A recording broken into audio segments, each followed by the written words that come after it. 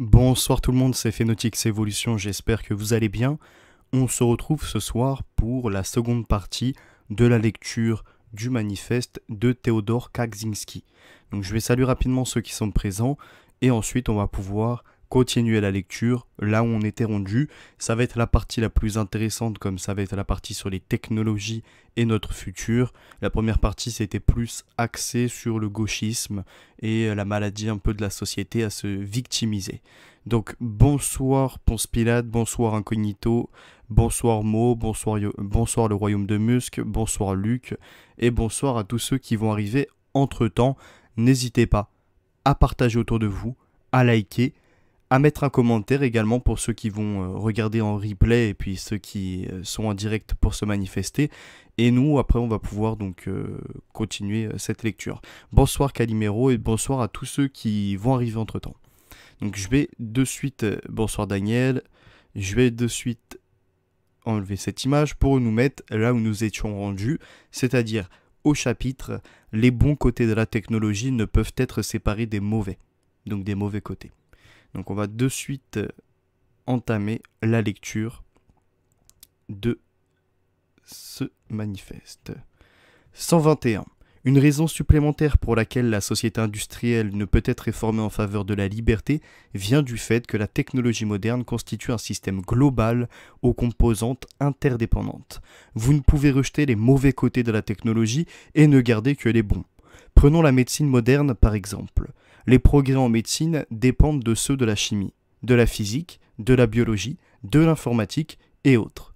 Les traitements médicaux de pointe requièrent des équipements high-tech qui ne peuvent être fournis que par une société de haute technologie et économiquement prospère.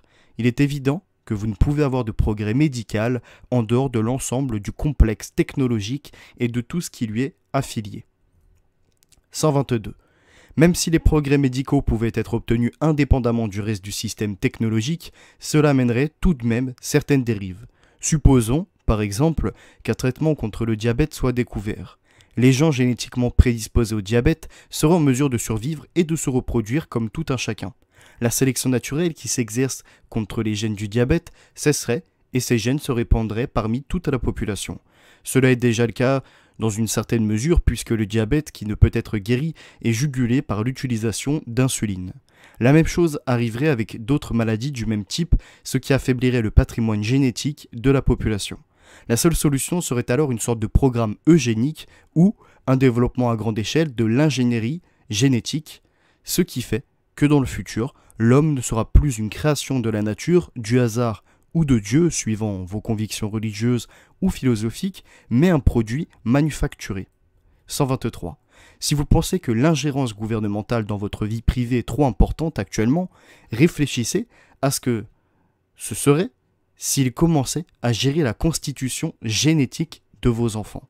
Une telle gestion irait inévitablement de pair avec le développement de l'ingénierie génétique appliquée à l'homme, car les conséquences seraient sinon désastreuses. 124. La réponse classique à de tels propos consiste à parler de l'éthique médicale. Mais un code éthique ne servirait pas à protéger la liberté face au progrès médical. Il ne ferait qu'aggraver les choses. Un code éthique applicable à l'ingénierie génétique serait en pratique un moyen de contrôler la constitution génétique de l'être humain. Certains, majoritairement issus de la upper middle class, décideraient quelle application en ingénierie génétique serait éthique et lesquelles ne le seraient pas, ce qui aurait pour effet d'imposer leurs propres valeurs vis-à-vis de la constitution génétique de la population dans son ensemble. Même si un code éthique était choisi sur une base complètement démocratique, la majorité imposerait ses propres valeurs à toutes les minorités qui pourraient avoir des vues différentes quant à ce que devrait être un code éthique appliqué à l'ingénierie génétique. Le seul code éthique qui protégerait la liberté serait celui qui interdirait toute manipulation génétique sur l'homme. Et vous pouvez être sûr qu'un pareil code ne sera jamais appliqué dans une société technologique. Tout code qui réduirait l'ingénierie génétique à un rôle mineur ne tiendrait pas longtemps, car la tentation offerte par l'immense pouvoir que confère la biotechnologie serait irrésistible, spécialement dans le cas où, pour la majorité des gens, la plupart de ces applications sembleraient naturellement et univoquement bonnes. Élimination des maladies physiques et mentales, possibilité d'accroître la durée de vie, etc. Inévitablement, l'ingénierie génétique sera intensivement utilisée, mais uniquement dans des buts compatibles avec les besoins du système techno-industriel. La technologie est une force sociale plus forte que le désir de liberté. 125. Il n'est pas possible de réaliser un compromis durable entre technologie et liberté, car la technologie est de loin la force sociale la plus puissante et empiète continuellement sur la liberté de compromis successifs en compromis successifs. Imaginons le cas de deux voisins, chacun possédant la même superficie de terrain, mais l'un d'entre eux étant plus fort que l'autre. Le fort demande à l'autre une partie de son terrain. Le faible refuse. Le fort dit « Ok, faisons un arrangement. Donne-moi la moitié de ce que je t'ai demandé. » Le faible n'a pas d'autre choix que d'obtempérer.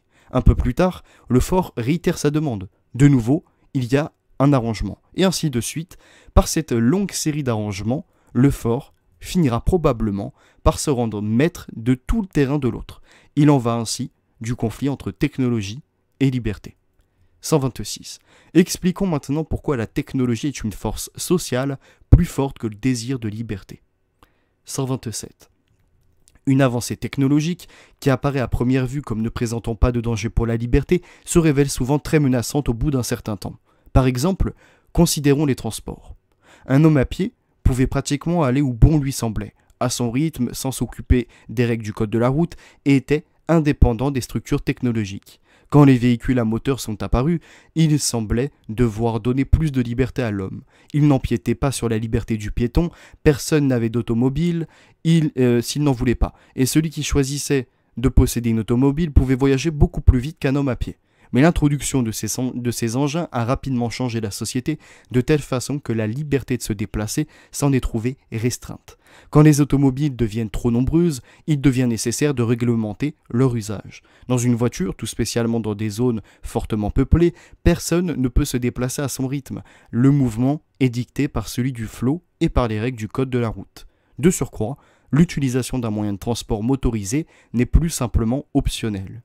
Depuis l'introduction de ces engins, la conformation de nos villes a tellement changé que la plupart des gens ne peuvent plus vivre sans avoir à se déplacer sur de longues distances entre leur domicile et leur travail, les centres commerciaux et autres, ce qui fait qu'ils dépendent de l'automobile pour le transport.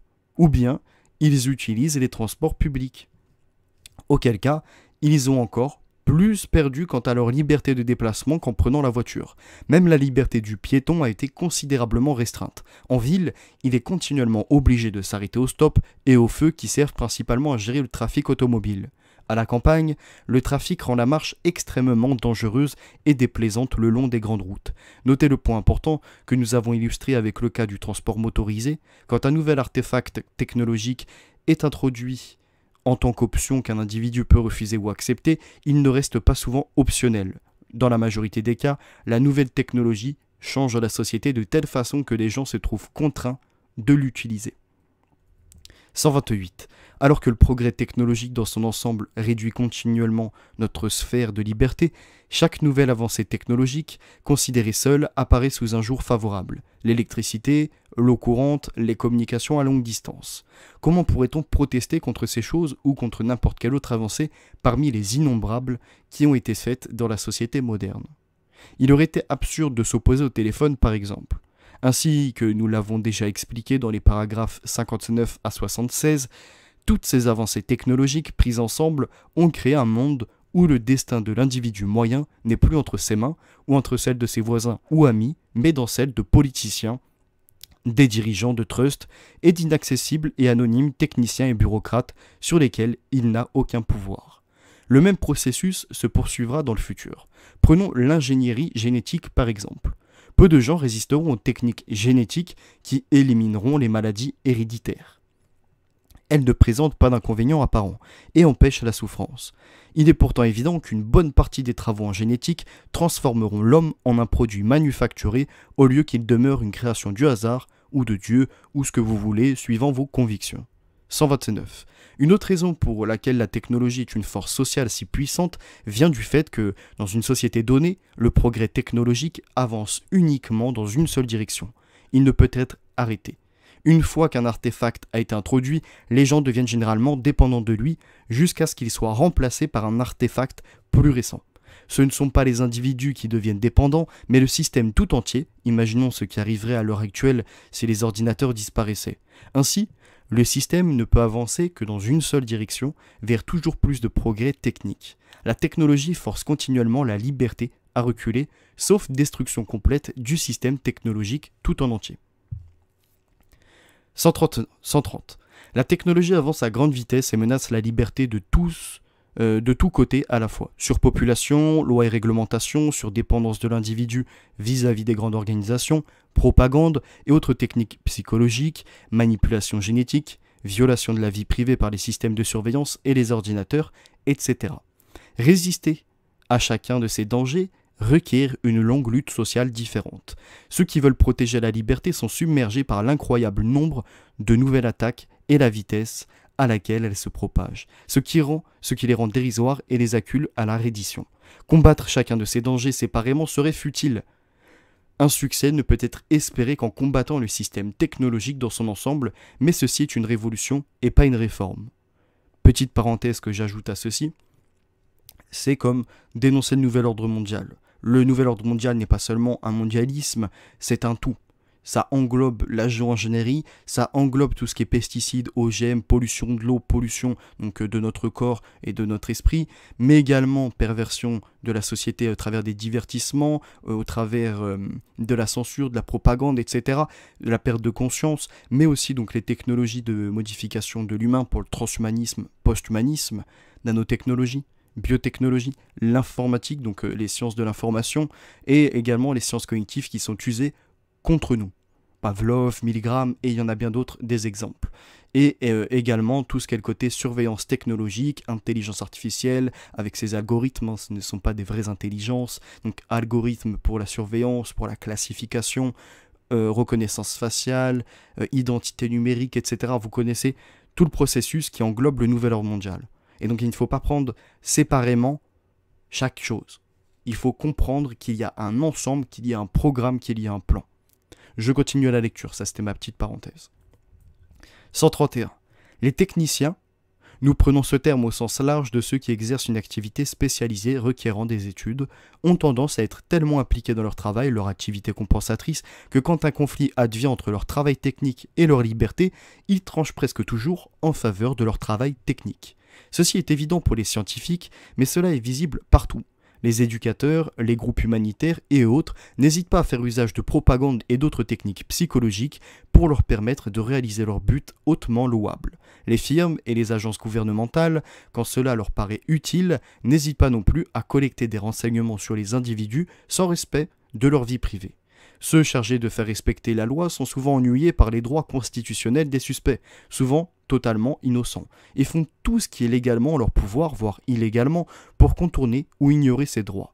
La plupart de ces éducateurs, de ces fonctionnaires et de ces représentants de la loi croient en la liberté, le respect de la vie privée et les droits constitutionnels, mais quand ceux-ci entrent en conflit avec leur travail, ils estiment en général que ce dernier est plus important. 132. Il est bien connu que les gens travaillent mieux quand ils en espèrent une récompense que quand ils cherchent à éviter un châtiment ou quelque chose de négatif. Les scientifiques et autres techniciens sont principalement motivés par les bénéfices qu'ils peuvent retirer de leur travail.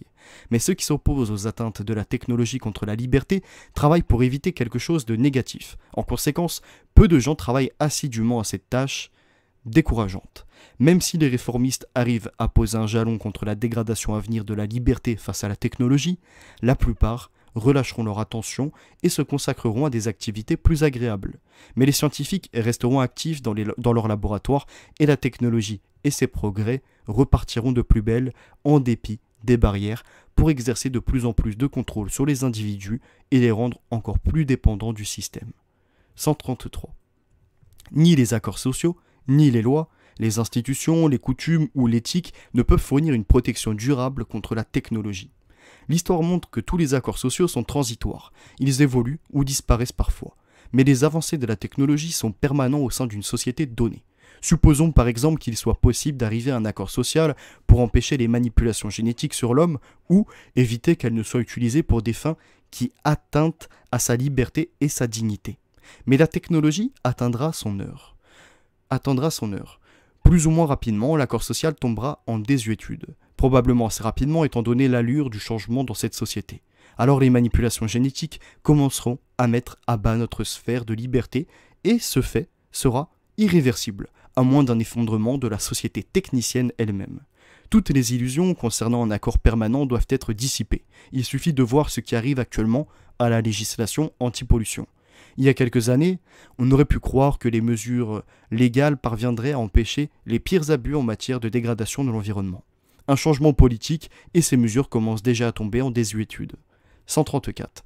Pour toutes les raisons susdites, la technologie est une force sociale bien plus puissante que l'aspiration à la liberté. Mais des réserves doivent être faites quant à ce constat. Il apparaît que dans les prochaines décades, le système techno-industriel sera agité par de violents remous dus aux problèmes sociaux et environnementaux, et spécialement ceux dus au mal-être humain, aliénation, rébellion, hostilité, un certain nombre de difficultés psychologiques et sociales. Nous espérons que ces remous, que le système ne manquera pas de supporter, le feront s'effondrer, ou au moins l'affaibliront suffisamment pour qu'une révolution éclate et soit victorieuse, et à ce moment-là, l'aspiration à la liberté aura prouvé qu'elle est plus forte que la technologie. 135. Au paragraphe 125, nous avons utilisé l'analogie d'un voisin faible dépouillé par un voisin fort qui lui prend sa terre en le forçant à une série de compromis. Mais supposons maintenant que le fort tombe malade, de façon à ce qu'il soit incapable de se défendre. Le faible peut le forcer à lui restituer ses terres ou même le tuer. S'il laisse le fort survivre et se contente de récupérer la terre, c'est un idiot, car le fort, dès qu'il sera guéri, la lui reprendra. La seule alternative raisonnable pour le faible est de tuer le fort s'il en a l'opportunité. De la même façon, si le système industriel s'affaiblit, nous devons en profiter pour le détruire. Si nous ne le faisons pas et lui laissons le temps de se remettre, il nous dépouillera définitivement de toute liberté. Les problèmes sociaux les plus simples se sont révélés insolubles. 136. Si quelqu'un s'imagine encore qu'il est possible de réformer le système de façon à préserver la liberté de la technologie, qu'il considère les manières boiteuses et souvent inopérantes avec lesquelles notre société a essayé de gérer d'autres problèmes sociaux, de loin plus simples et plus triviaux. Ainsi, le système a été incapable d'arrêter la dégradation de l'environnement, la corruption dans la sphère politique, le trafic de drogue et autres. 137. Prenons les problèmes de l'environnement par exemple. Ici, les oppositions sont claires. Les impératifs économiques contre la volonté de préserver quelques-unes des ressources naturelles pour nos petits-enfants.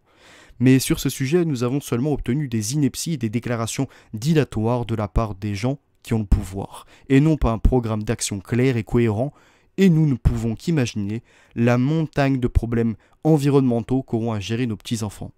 Les efforts pour résoudre les problèmes environnementaux se réduisent à des chamailleries, à des compromis entre différentes factions, les unes en position de force à un moment et les autres à un autre. L'énergie pour ce programme varie suivant les mouvements d'humeur de l'opinion publique. Ce n'est pas un processus rationnel ou c'en est un dont on ne peut espérer une solution adéquate et satisfaisante. La plupart des problèmes sociaux, s'ils veulent être vraiment résolus, sont rarement ou jamais résolus de façon rationnelle et claire. C'est un processus confus où de nombreux groupes de pression, poursuivant leur intérêt propre à court terme, arrivent, en général par chance, à un mode vivendi plus ou moins stable. En fait, les principes que nous avons formulés dans les paragraphes 100 à 106 semblent nous indiquer qu'il est peu probable que les plans sociaux rationnels à long terme puissent jamais prétendre au succès. 138. Ainsi, il apparaît que la race humaine a au mieux une capacité très limitée de résoudre même ses problèmes sociaux les plus triviaux.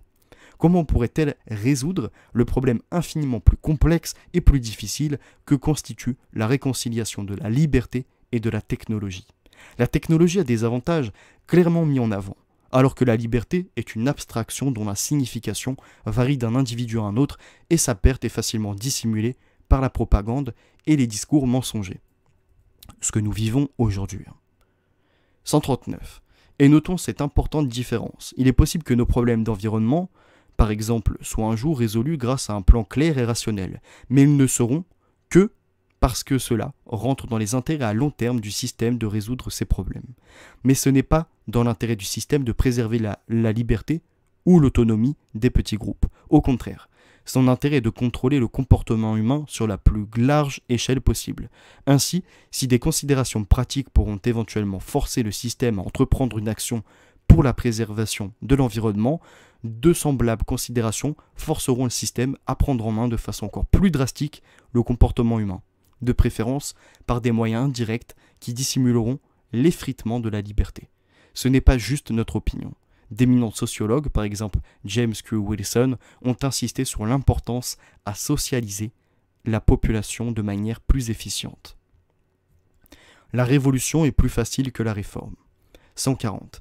Nous espérons avoir convaincu le lecteur que le système ne peut être réformé de façon à concilier liberté et technologie. La seule méthode est de mettre à bas le système techno-industriel dans son ensemble.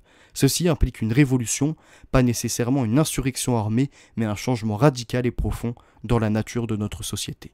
141. Les gens ont tendance à penser que du fait que la révolution engendre de plus grands changements que la réforme, elle est plus difficile à mettre en œuvre que cette dernière. En fait, dans certaines conditions, la révolution est plus aisée que la réforme.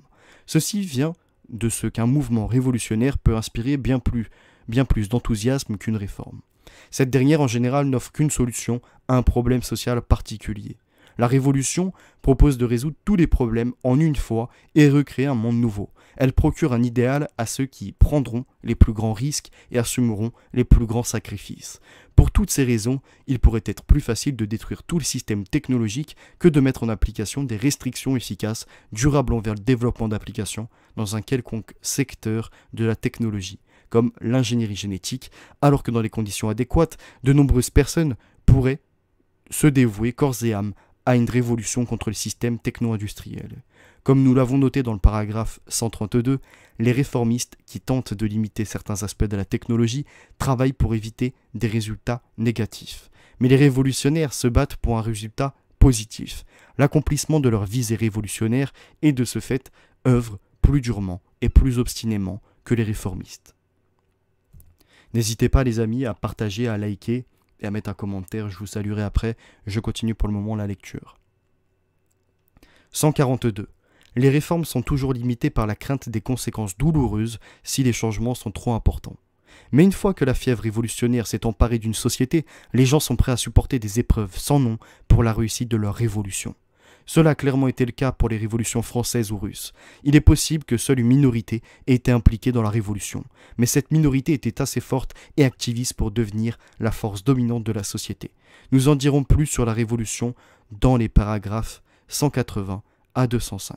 Bon, nous on connaît les préceptes de la Révolution française avec ces francs-maçons qui se sont bien servis avec certains bourgeois, une haute bourgeoisie s'est servie de cette révolution pour imposer son système. Le contrôle du comportement humain. Depuis le début de la civilisation, les sociétés organisées ont dû faire pression sur les êtres humains pour arriver à fonctionner. Les moyens de pression varient considérablement d'une société à l'autre. Certains sont physiques, sous-alimentation, travail harassant, pollution de l'environnement. Certains sont psychologiques, bruit, entassement, mise au moule du comportement humain. Dans le passé, la nature humaine a été à peu près constante ou a varié seulement avec une amplitude faible. En conséquence, les sociétés n'étaient pas capables de contraindre les gens au-delà d'une certaine limite. Quand cette limite avait été franchie, les choses commençaient à se gâter. Apparaissaient rébellions, crimes, corruption, absentéisme, dépression ou d'autres problèmes psychologiques, taux de mortalité élevé ou de natalité faible, et ainsi de suite, ce qui fait que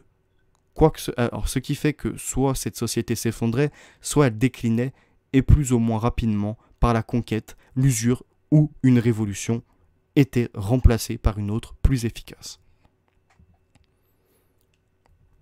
144.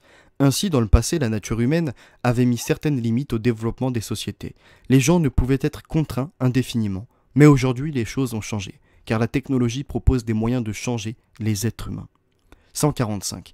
Imaginez une société qui soumette les individus à des conditions qui les minent psychologiquement, mais qui leur fournit des drogues pour remonter leur morale. Science-fiction.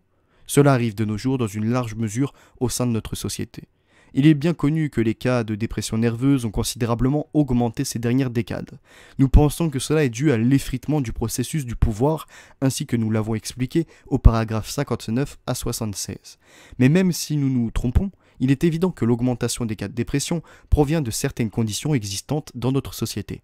Au lieu de faire disparaître les conditions dépressiogènes, la société moderne leur fournit des antidépresseurs. En effet, Ces substances permettent de modifier le comportement d'un individu de façon à ce qu'il tolère les conditions qu'il ne supporterait pas autrement. Certes, nous savons que la dépression est parfois d'origine génétique, nous nous référons ici au cas où l'environnement joue un rôle prépondérant. 146. Les substances psychotropes ne sont qu'un des exemples du contrôle du comportement humain, voyons les autres. Petite parenthèse à nouveau que j'ajoute au cours de cette lecture, ça nous ferait penser au meilleur des mondes avec le soma.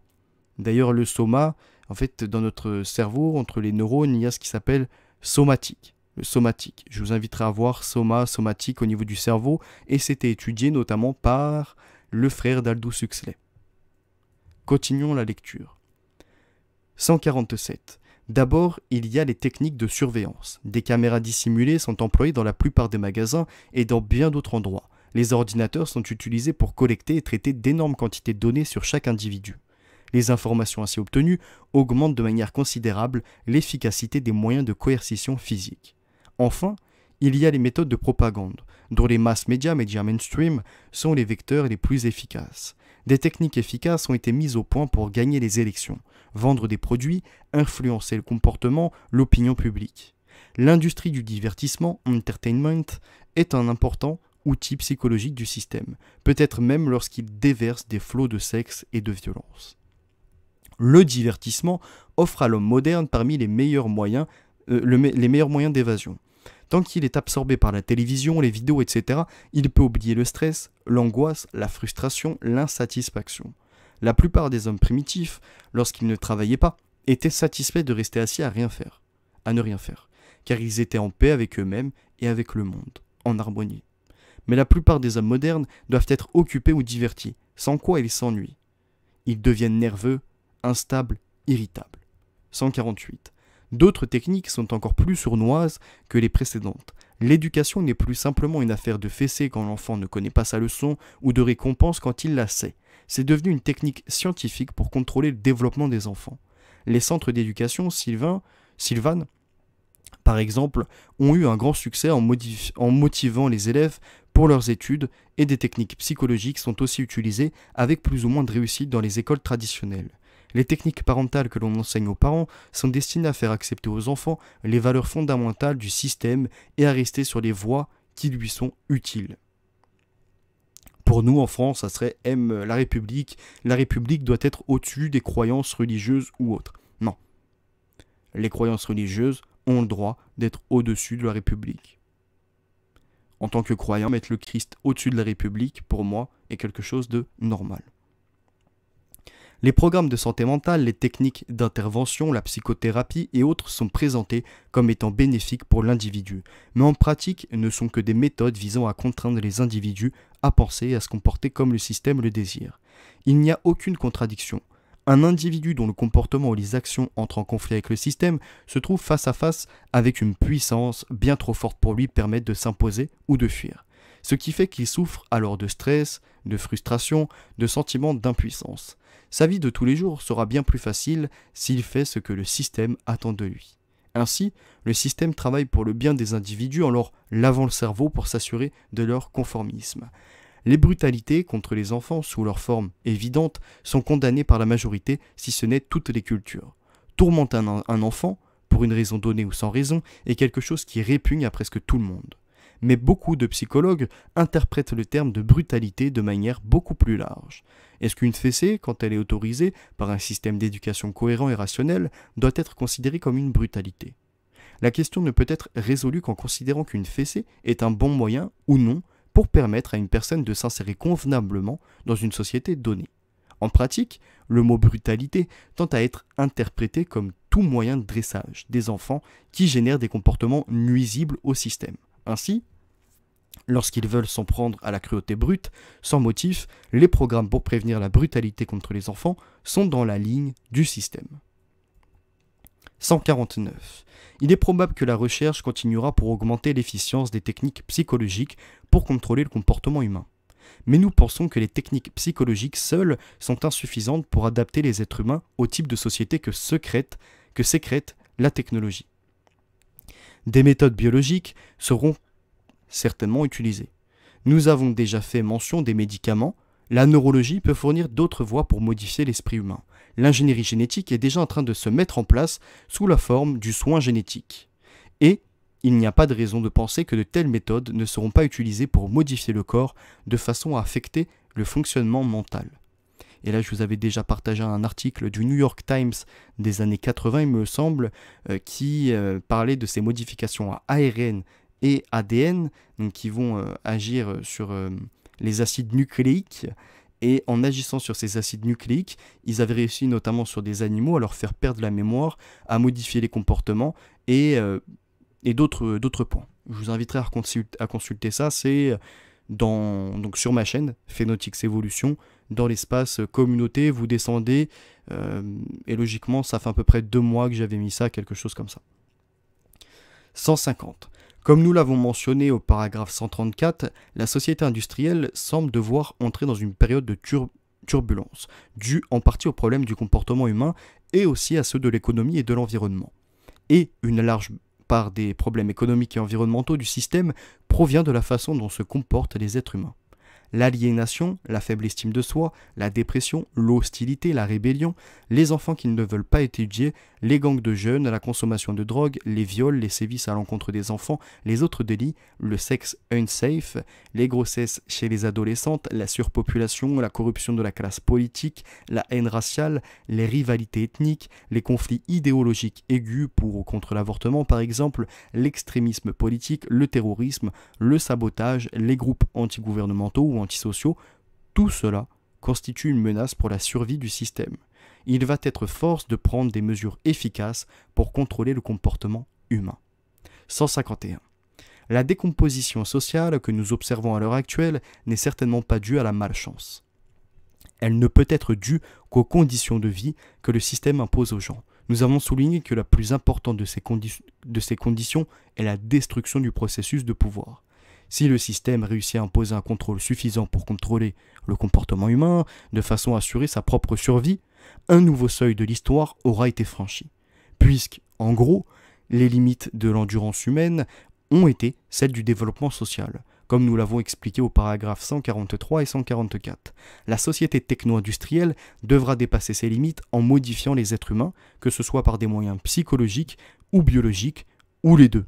Dans le futur, le social ne s'adaptera pas aux besoins des individus, mais ces derniers s'ajusteront pour répondre aux demandes du système. 152. De manière générale, le contrôle technologique sur le comportement humain n'est pas le produit d'un totalitarisme conscient ou même pour ouvertement restreindre les libertés. Chaque pas sur le chemin de la prise de contrôle de l'esprit humain a été pensé comme une réponse rationnelle à un problème qui se posait à une société, comme limiter l'alcoolisme, réduire la criminalité ou inciter la jeunesse à s'engager dans des études technoscientifiques. Dans beaucoup de cas, des justifications humanitaires ont pu être mises en avant. Par exemple, quand un psychiatre prescrit un antidépresseur, il vient en aide à un patient souffrant. Il semblerait inhumain de priver de médicaments quelqu'un qui en a besoin. Quand des parents envoient leurs enfants en centre d'éducation, Sylvan, de façon à ce qu'ils soient manipulés pour s'aliéner dans leurs études, ils le font pour assurer un avenir à leur progéniture. Peut-être que certains de ces parents espèrent que personne n'a besoin de suivre un apprentissage dégradant pour obtenir un job et que leur enfant ne subira pas un lavage de cerveau pour devenir un demeuré de l'ordinateur. Mais que peuvent-ils faire? Ils ne peuvent changer la société, et leurs enfants seront chômeurs s'ils n'acquièrent pas certaines capacités. Alors ils les envoient à Sylvan. 153. Ainsi, le contrôle du comportement humain se fera non pas du fait d'une décision calculée des autorités, mais au fur et à mesure d'une évolution sociale, une évolution rapide toutefois. Il sera impossible de lui résister, car chaque étape, considérée en elle-même, apparaîtra comme bénéfique, à plus ou moins long terme, ou du moins, le mal créé par cette avancée semblera moindre que celui qui aurait été produit si elle n'avait pas eu lieu, voir paragraphe 127. Bonsoir à tous ceux qui arrivent, Kylian, Washa, Big Bro, Azuzi, Miss Ghost et tous ceux qui arrivent entre temps. N'hésitez pas, un like, un partage. La propagande, par exemple, sert pour de bonnes causes, comme s'opposer au mauvais traitement contre les enfants ou la haine raciale. L'éducation sexuelle est évidemment utile, mais son effet, du moins dans sa partie positive, est de faire se modeler les comportements sexuels hors de la famille pour qu'ils le soient par les mains de l'État, par le biais du système scolaire.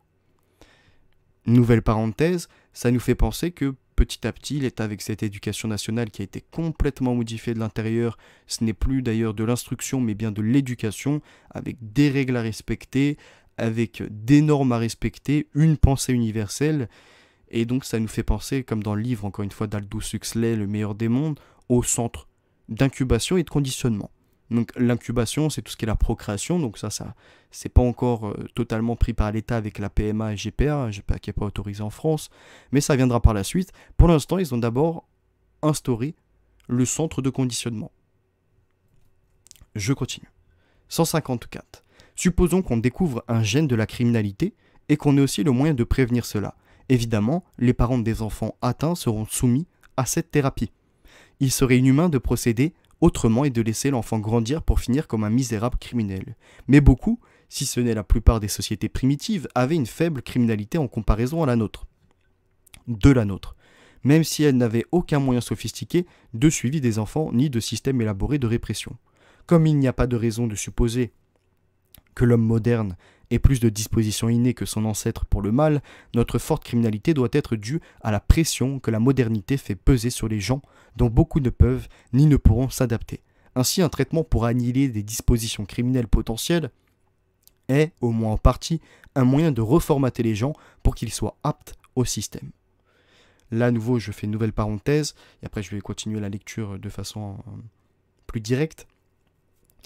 On a Jacques Attali, notamment dans son interview dans les années 80, pour présenter son livre L'ordre cannibale, vie et mort de la médecine, qui expliquait que par la suite, en fait, il y aurait une sorte de modèle type, un peu comme vous avez des avatars, dans certains jeux vidéo, vous voyez, l'avatar, il faut ressembler à ce personnage-là pour avoir un certain charisme, etc.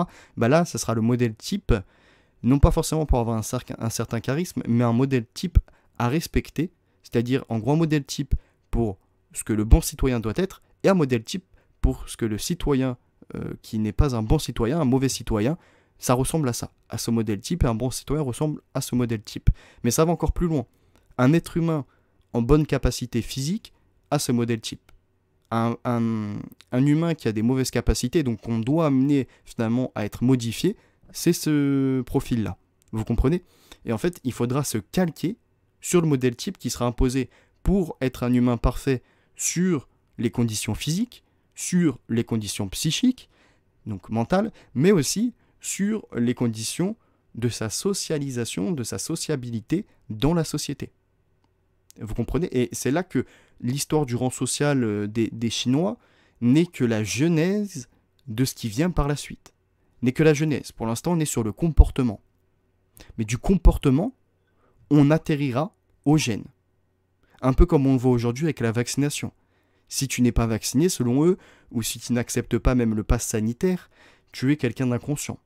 Tu es quelqu'un qui met la vie des autres en danger, tu n'es pas altruiste, tu ne penses pas à ton prochain, tu es dans un individualisme, même si, en gros, ils veulent t'inviter à un collectivisme. Mais dans cette collectivité, dans laquelle ils veulent t'inviter, dans leur communauté de vaccinés, d'altruistes, etc., en réalité, ce sont les premiers à être des individualistes, notamment par la propagation de leur technologie, etc.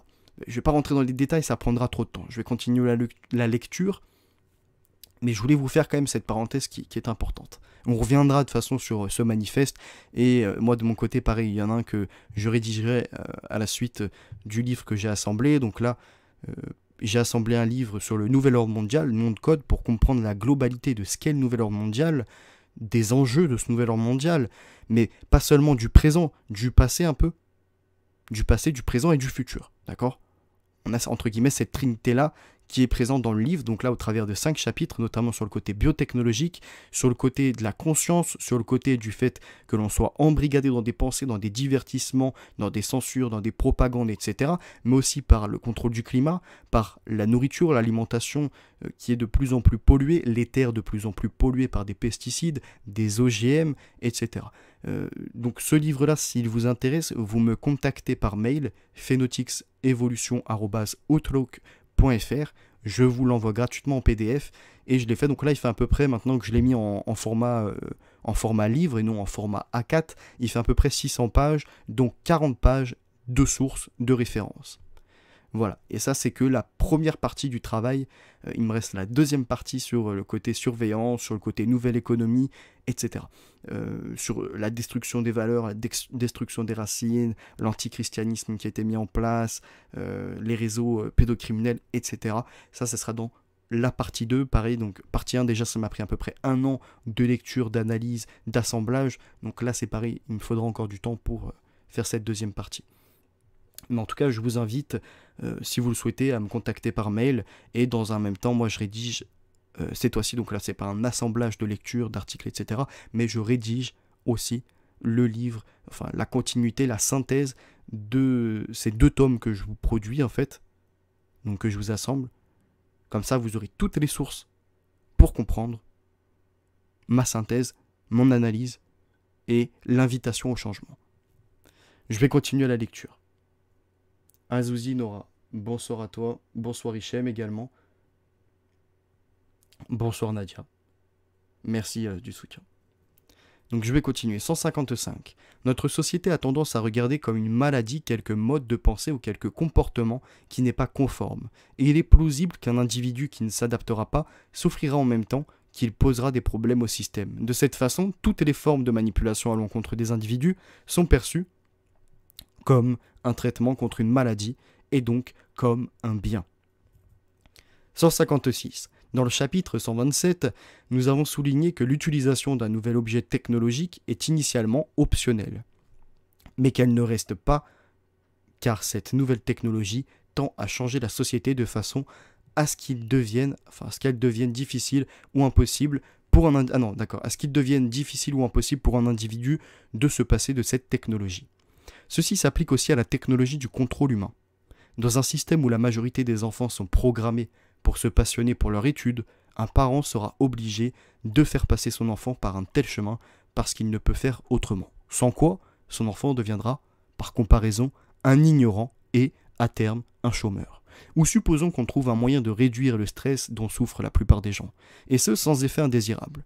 Si la majorité se soumet au traitement, le niveau général de stress s'en trouvera effectivement amoindri, et le système pourra relever le niveau du stress induit en conséquence. En fait, un moyen de réduction du stress existe déjà, le divertissement de masse, voire paragraphe 147. Son utilisation est optionnelle. Aucune loi ne nous oblige à regarder la télévision, écouter la radio ou lire les magazines. Mais le divertissement de masse est un moyen de réduire le stress et de s'évader dont beaucoup sont devenus dépendants. Tout le monde se plaint de la nullité de la télévision, mais presque tout le monde la regarde. Quelques-uns se sont débarrassés de l'accoutumance à la télévision, mais ils sont rares. Ceux qui parviennent à vivre aujourd'hui sans user d'aucune forme de divertissement de masse, jusqu'à récemment, la plupart des gens se satisfaisaient de ce qu'ils trouvaient dans leur entourage proche. Sans l'industrie du spectacle, le système n'aurait pas été capable de nous contraindre à un tel stress que celui que nous subissons. 157. En supposant que la société techno-industrielle survive, il est hautement probable que la technologie acquérera un contrôle presque absolu sur le comportement humain. Il a été établi, sans le moindre doute, que la pensée et le comportement humain ont un fondement majoritairement biologique. Comme l'ont démontré de nombreuses expériences, des sentiments comme la colère, le plaisir, la faim et la peur peuvent être activés ou désactivés grâce à des stimulus électriques sur les parties appropriées du cerveau. De même pour la mémoire. Des drogues peuvent provoquer des hallucinations ou simplement changer l'humeur. Il peut exister ou non une âme immatérielle, mais il est clair qu'elle a moins de force que les mécanismes biologiques. Si ce n'était pas le cas, les chercheurs n'arriveraient pas si facilement à contrôler les pensées et comportements humains par des moyens chimiques ou électriques. 158. Il est probable qu'il sera difficile de placer des électrodes dans la tête des gens de façon à pouvoir les contrôler. Donc, il ne connaissait pas forcément les travaux de Delgado, professeur Delgado, ni encore du développement de Neuralink aujourd'hui, pour les années futures. Mais le fait que les sentiments et pensées humaines soient si ouvertes aux intentions biologiques montre que le problème du contrôle de l'humain relève essentiellement du domaine technologique. Un simple problème de neurones, d'hormones ou de molécules complexes, le genre de problème parfaitement solvable de manière scientifique. En gardant en tête cette obsession de notre société pour le contrôle social, on peut pronostiquer sans le moindre risque que de grandes avancées dans ce domaine ne vont pas tarder à être faites. 159. Est-ce que la résistance populaire empêchera le contrôle technologique du comportement humain? Ce serait le cas si l'on tentait d'imposer un tel contrôle d'un coup. Mais comme ce dernier s'insinuera progressivement, il n'y aura aucune résistance au bout du compte, voir paragraphes 127, 132 et 153. 160. À ceux qui pensent que tout cela relève de la science-fiction, nous vous ferons remarquer que la science-fiction d'hier est devenue la réalité d'aujourd'hui. La révolution industrielle a complètement modifié l'environnement et le mode de vie de l'homme. Et comme on peut s'attendre à ce que la technologie soit appliquée au corps et à l'esprit humain, l'homme lui-même sera aussi radicalement modifié que l'ont été son environnement et son mode de vie. La race humaine a un carrefour. 161. Mais nous sommes allés trop vite dans notre histoire. C'est une chose de développer en laboratoire des techniques psychologiques et ou biologiques pour contrôler le comportement humain. C'en est une autre de les insérer dans un système social. Ce dernier problème est le plus ardu des deux. Par exemple, tandis que des techniques adéquates fonctionnent sans doute assez bien dans les écoles labos, il n'est pas forcément évident de les appliquer à l'ensemble de notre système scolaire. Nous savons tous à quoi ressemblent nos écoles. Les professeurs sont trop occupés à confisquer les couteaux et les revolvers aux enfants pour pouvoir les soumettre aux dernières techniques qui les transformeront en PC zombies. Donc là, c'est par rapport aux States. Ainsi, malgré son avancée théorique dans le domaine des techniques de contrôle comportemental, le système n'a pas vraiment été victorieux dans sa croisade pour le contrôle effectif de l'homme. Les gens dont le comportement est globalement celui qu'on lui a inculqué sont ceux qu'on pourrait appeler les bourgeois. Mais il y a un nombre croissant de gens qui, d'une manière ou d'une autre, se comportent en rebelles. Laissés pour compte, jeunes de gang, satanistes, nazis, écologistes, radicaux, miliciens, etc. 162. Le système est actuellement engagé dans un combat désespéré pour résoudre des problèmes qui le menacent, parmi lesquels celui du contrôle comportemental qui est le plus important. Si le système réussit assez rapidement dans son entreprise de contrôle du comportement humain, il pourra probablement survivre. Nous pensons que cela pourrait se faire d'ici quelques décades, disons 40 à 100 ans. 163. Supposons que le système survive à la crise des prochaines décades. Il devra donc avoir résolu, ou du moins maîtrisé, les principaux problèmes, particulièrement celui de socialiser les êtres humains.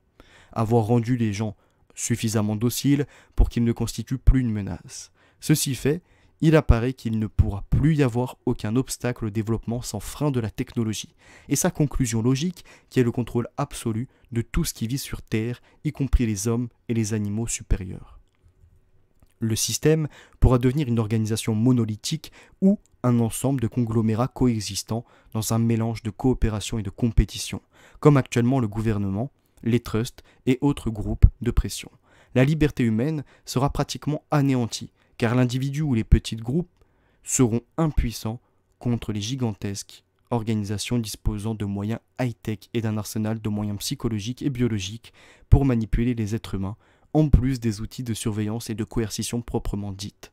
Seul un nombre limité de gens auront un pouvoir réel, et même ceux-ci n'auront qu'une liberté limitée, car leur comportement sera par trop régulé, comme de nos jours nos politiciens ou nos dirigeants de multinationales. Alors je fais une toute petite pause pour boire un tout petit peu, et on continue la lecture. Il nous reste à peu près une vingtaine, trentaine de pages au maximum.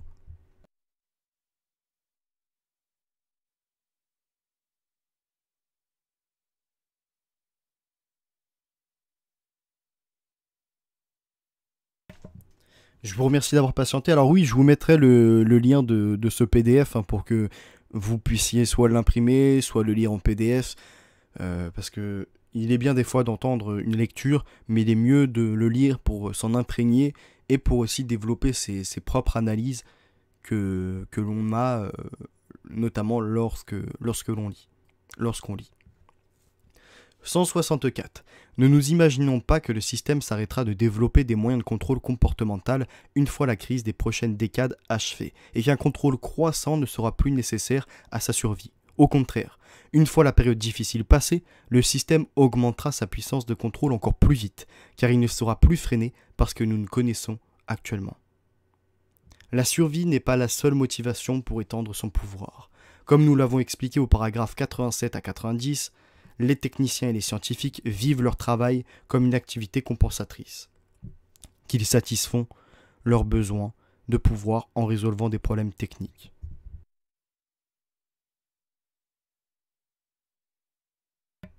Bonsoir Phoenix, ça fait plaisir de te voir de nouveau encore sur ma chaîne. Ils continueront donc à le faire avec un enthousiasme intact, et parmi les problèmes les plus exaltants à résoudre se trouveront les comment du corps et de l'esprit humain, et la manière de s'y immiscer, pour le bien de l'humanité bien entendu. 165. Mais d'un autre côté, supposons que la lutte des prochaines décades s'avère trop forte pour le système. S'il s'effondre, il y aura certainement une période de chaos, une ère de trouble comme l'histoire en a déjà enregistré dans le passé. Il est impossible de prédire ce qui émergera de cette période troublée, mais la race humaine n'aura pas d'autre chance. Le plus grand danger serait que la société industrielle se reconstitue peu à peu après l'effondrement. Il y a certainement de nombreuses personnes avides de pouvoir tout particulièrement qui seront pressées de voir les usines fonctionner de nouveau. 166. Par conséquent, ceux qui haïssent la servitude qu'impose le système s'attelleront à deux tâches. Premièrement, ils doivent maintenir une tension sociale de façon à affaiblir le système pour que la révolution devienne possible. Deuxièmement, il est nécessaire de développer et de propager une idéologie qui s'oppose à la propagande techno-industrielle et qui permettra de l'éradiquer à jamais. Les usines doivent être détruites, les livres techniques brûlés, etc. La souffrance de l'homme, 167. Le système techno-industriel ne s'effondrera pas simplement du fait d'une révolution. Il n'y sera vulnérable que si ses propres problèmes de développement interne l'ont conduit à de graves dysfonctionnements. Ainsi, si le système s'écroule, il le fera soit spontanément, soit suivant un processus en partie spontané, mais avec l'aide de révolutionnaires. Si la chute est soudaine, de nombreuses personnes mourront, puisque démographiquement parlant, ils ne peuvent plus être nourris que par le biais de la technologie avancée. Mais si l'effondrement est suffisamment graduel pour que la réduction de la population se fasse plutôt par le déclin du taux de natalité que par celui du taux de mortalité, le processus de désindustrialisation sera certainement extrêmement chaotique et entraînera de nombreuses souffrances. Il est naïf de croire que la technologie peut être éliminée par phase graduelle de manière contrôlée, tout particulièrement parce que les technophiles se battront avec acharnement à chaque étape. En conséquence, n'y a-t-il pas de la cruauté à vouloir la fin du système? Peut-être que oui, peut-être que non. Tout d'abord, les révolutionnaires ne seront capables d'abattre le système que s'ils se trouvent empêtrés dans des graves problèmes tels qu'il est probable qu'il se disloque de lui-même. En plus, le système devient omnipotent. Plus désastreuses seront les conséquences de son effondrement. Ainsi, il est possible qu'en attendant la chute, les révolutionnaires réduisent l'étendue des dégâts. Deuxièmement, il faut en balance la mort, la faim et la perte des libertés, dignité. Pour beaucoup d'entre nous, la liberté et la dignité sont plus importantes qu'une longue vie exempte de douleurs physiques. De surcroît, nous mourrons tous un jour, et il peut être préférable de mourir pour sa survie ou pour une cause que de vivre une vie longue mais vide et sans but. 169. En troisième lieu, il n'est pas du tout certain que la survie du système conduise à moins de souffrance que son effondrement. Le système a déjà causé et continue à causer une immense souffrance partout dans le monde. Les cultures traditionnelles, qui pendant des siècles ont assuré un équilibre entre les individus et leur environnement, ont été laminées au contact de la société industrielle et le résultat a été un immense champ de problèmes économiques, sociaux, environnementaux et psychologiques. Un des effets de l'intrusion de la société industrielle a été que les moyens traditionnels de contrôle de la population ont été anéantis, d'où une explosion démographique avec tout ce que cela implique. De plus, il faut tenir compte de la souffrance psychologique qui s'étend sur les pays occidentaux supposés fortunés, voir paragraphe 44-45. Personne ne sait ce qui résultera de la disparition de la couche d'ozone, de l'effet de serre ou autres problèmes environnementaux qui ne sont pas encore visibles, et comment la prolifération nucléaire l'a montré. La technologie ne peut être tenue hors des mains des dictateurs irresponsables du tiers-monde. Avez-vous envie de spéculer sur ce que l'Irak ou la Corée du Nord feront de l'ingénierie génétique?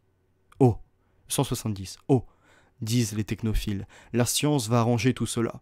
Nous allons éradiquer la famine, éliminer la souffrance psychologique, rendre tout le monde heureux et en bonne santé. C'est ça.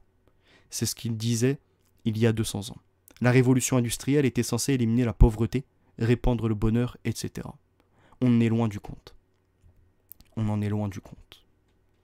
Les technophiles sont désespérément naïfs ou décevants. En ce qui concerne la compréhension des problèmes sociaux, ils sont incapables de comprendre, ou feignent de l'être, que de grands changements au sein d'une société, même s'ils semblent bénéfiques, conduisent à une chaîne d'autres changements dont la plupart sont impossibles à prévoir. Paragraphe 103. Le résultat en est la désagrégation de la société. Ainsi, il est probable que dans leur tentative pour mettre un terme à la pauvreté et à la maladie, rendre les personnalités dociles, heureuses et ainsi de suite, les technophiles créeront des systèmes sociaux extrêmement troublés, peut-être plus qu'actuellement. Par exemple, les scientifiques se vantent de pouvoir combattre la famine en créant génétiquement de nouvelles plantes, mais ceci permettra à la population humaine de continuer à s'accroître indéfiniment, et il est bien connu que la surpopulation conduit à une augmentation de stress et d'agressivité. C'est au moins un exemple de problème prévisible qui pourrait advenir. Nous pouvons en inférer que, comme l'a montré le passé, le progrès technique amène de nouveaux problèmes bien plus vite que les anciens ne peuvent être résolus. Ainsi, une longue et pénible période d'ajustement sera nécessaire aux technophiles pour débarrasser leur meilleur des mondes de ces bugs si ils y arrivent. Dans le même temps, la souffrance s'accroîtra. Il n'est donc pas certain du tout que de la survie de la société industrielle résultera moins de douleur que de son effondrement. La technologie a placé la race humaine à un endroit d'où il n'est pas facile de trouver une issue facile. Le futur. Attaquons-nous à cette partie. 171. Mais supposons maintenant que la société industrielle survive aux prochaines décades et que les bugs soient éliminés de façon à ce que le système fonctionnel s'en heurte. Quelle en sera sa nature? Nous envisageons plusieurs possibilités. 172. Tout d'abord, supposons que les ordinateurs soient devenus des machines telles qu'elles peuvent faire tout ce que fait un homme, en mieux. Dans ce cas, vraisemblablement, tout travail sera fait par d'immenses systèmes de machines hautement organisés et aucun effort humain ne sera plus nécessaire. Dans ce cas, de deux choses, l'une, ou les machines opèrent sans aucun contrôle humain, ou ce dernier a encore un droit de regard. 173. Si les machines sont complètement autonomes, nous ne pouvons faire aucune conjecture quant au résultat, car il est impossible de savoir comment de telles machines se comporteront. Nous voulons juste signaler que le destin de la race humaine sera à la merci des machines. On rétorquera que la race humaine ne sera jamais assez folle pour laisser tout le pouvoir aux machines. Mais nous ne voulons pas dire que la race humaine abandonnera volontairement sa destinée aux machines, ni que ces dernières deviendront omnipotentes de leur propre chef. Ce que nous suggérons, c'est que la race humaine pourrait facilement se mettre dans une position de dépendance telle qu'il n'y aurait pas d'autre choix que d'accepter toutes les décisions des machines. Comme la société et les problèmes auxquels elle est confrontée deviennent de plus en plus complexes et que dans le même temps les machines deviennent de plus en plus intelligentes, les gens laisseront les machines prendre des décisions à leur place, pour la simple raison que les résultats fournis par les machines seront meilleurs que ceux qu'aurait pu fournir un homme. Éventuellement, un niveau pourra être atteint où les décisions à prendre pour maintenir le système à flot deviendront tellement complexes que les êtres humains seront incapables de le faire. À ce moment-là, les machines auront le pouvoir effectif. Les gens ne seront plus capables d'arrêter les machines car ils en seront trop dépendants pour risquer un suicide. 174. D'un autre côté, il est possible que le contrôle humain sur les machines puisse être maintenu. Dans ce cas, l'homme moyen pourra contrôler certaines machines domestiques, comme sa voiture ou son ordinateur. Pour le système... Alors attendez, parce que là du coup, reconnexion réussie, ok. Du fait du perfectionnement des techniques, l'élite aura un bien plus grand contrôle sur les masses, et comme le travail humain sera devenu inutile, les masses deviendront superflues, un fardeau encombrant pour le système. Si l'élite est sans pitié, elle peut simplement décider d'exterminer la plus grande partie de l'humanité. Si elle est humaine, elle peut user de propagande ou de techniques biopsychologiques pour réduire le taux de natalité, jusqu'à extinction des désœuvrés, laissant ainsi le monde à l'élite seule. Ou, si l'élite est constituée de libéraux, au cœur tendre, elle peut décider de jouer le rôle de bon berger pour le reste de la population. Elle fera en sorte que les besoins physiques de chacun soient satisfaits, que les enfants soient éduqués dans de bonnes conditions d'hygiène mentale, que tout le monde ait un hobby prenant pour pouvoir s'occuper, et que celui qui devienne insatisfait se soumette au traitement qui le guérira de sa maladie. Évidemment, une telle vie sera tellement vide de sens que les gens devront avoir été formatés biologiquement ou psychologiquement pour éradiquer leur besoin de processus de pouvoir ou pour le sublimer au travers de quelques activités sans danger. Ces êtres humains standardisés seront peut-être heureux dans une telle société, mais ils ne seront certainement pas libres. Ils auront été réduits au rang d'animaux domestiques. Le Truman Show. 175. Mais supposons maintenant que les informaticiens n'arrivent pas à développer une intelligence artificielle digne de ce nom, ce qui rendra le travail humain encore nécessaire. Même ainsi, les machines prendront à leur compte la majorité des travaux les plus simples, ce qui entraînera un accroissement des travailleurs à faible qualification inemployés. C'est ce qui arrive actuellement. Beaucoup de gens ne trouvent plus de travail ou pas de travail, ou avec les plus grandes difficultés, parce que pour des raisons intellectuelles ou psychologiques, ils ne peuvent acquérir le niveau de compétences requis pour se rendre utiles pour le système.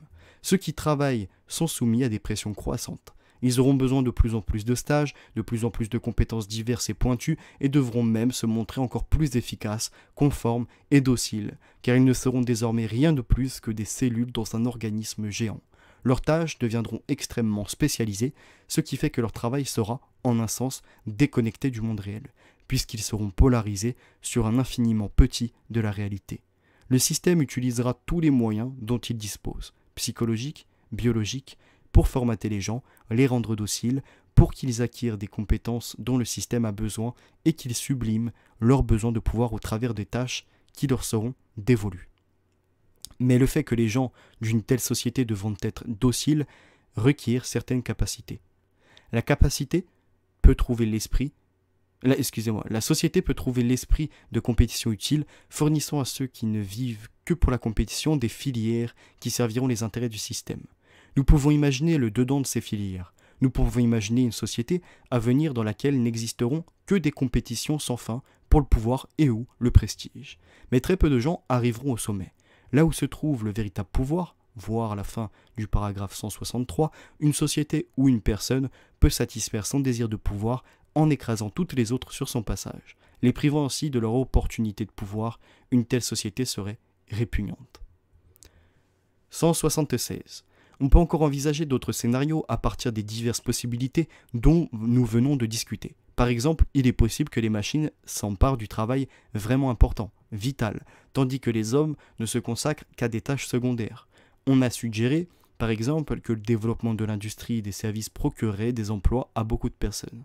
Ainsi, les gens passeraient leur temps à cirer les chaussures des autres, à conduire autour des stations de taxi, à faire des paquets cadeaux, etc. Cela nous paraît une manière de finir des plus méprisables pour la race humaine. Et nous doutons que beaucoup de personnes s'épanouiront dans de telles activités ineptes. Ils voudront chercher d'autres.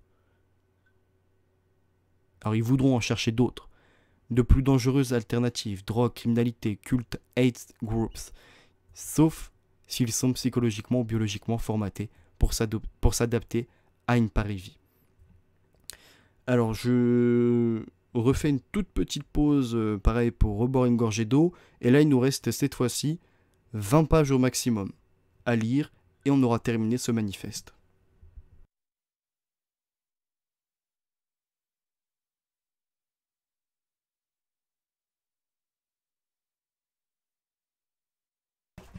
Nous en avons à peu près encore pour une petite demi-heure de lecture, et après je vous partagerai le lien de ce PDF pour ceux qui sont intéressés à se le procurer. Et n'hésitez pas aussi, donc soit après lecture ou soit après écoute de la première partie et de cette seconde partie, de me dire ce que vous en pensez, de son analyse, de ce en quoi vous êtes en accord, en désaccord avec ce qui a été écrit, du coup ce que je lis, et également ce qui peut être mis en comparaison parce que là c'est aux États-Unis, avec également ce qui se passe en France, même si on comprend bien que ce modèle technologique, ce modèle techno-industriel, s'est incorporé à l'échelle planétaire. C'est un peu une pieuvre, avec plusieurs tentacules. Je continue la lecture. 178. Inutile de le dire, les scénarios développés plus haut ne sont pas exhaustifs. Ils indiquent seulement les possibilités qui nous paraissent les plus probables. Mais nous ne pouvons en envisager de plus agréables. Il est extrêmement probable que si le système techno-industriel survit aux 40 à 100 années à venir, il aura dans l'intervalle développé certaines caractéristiques.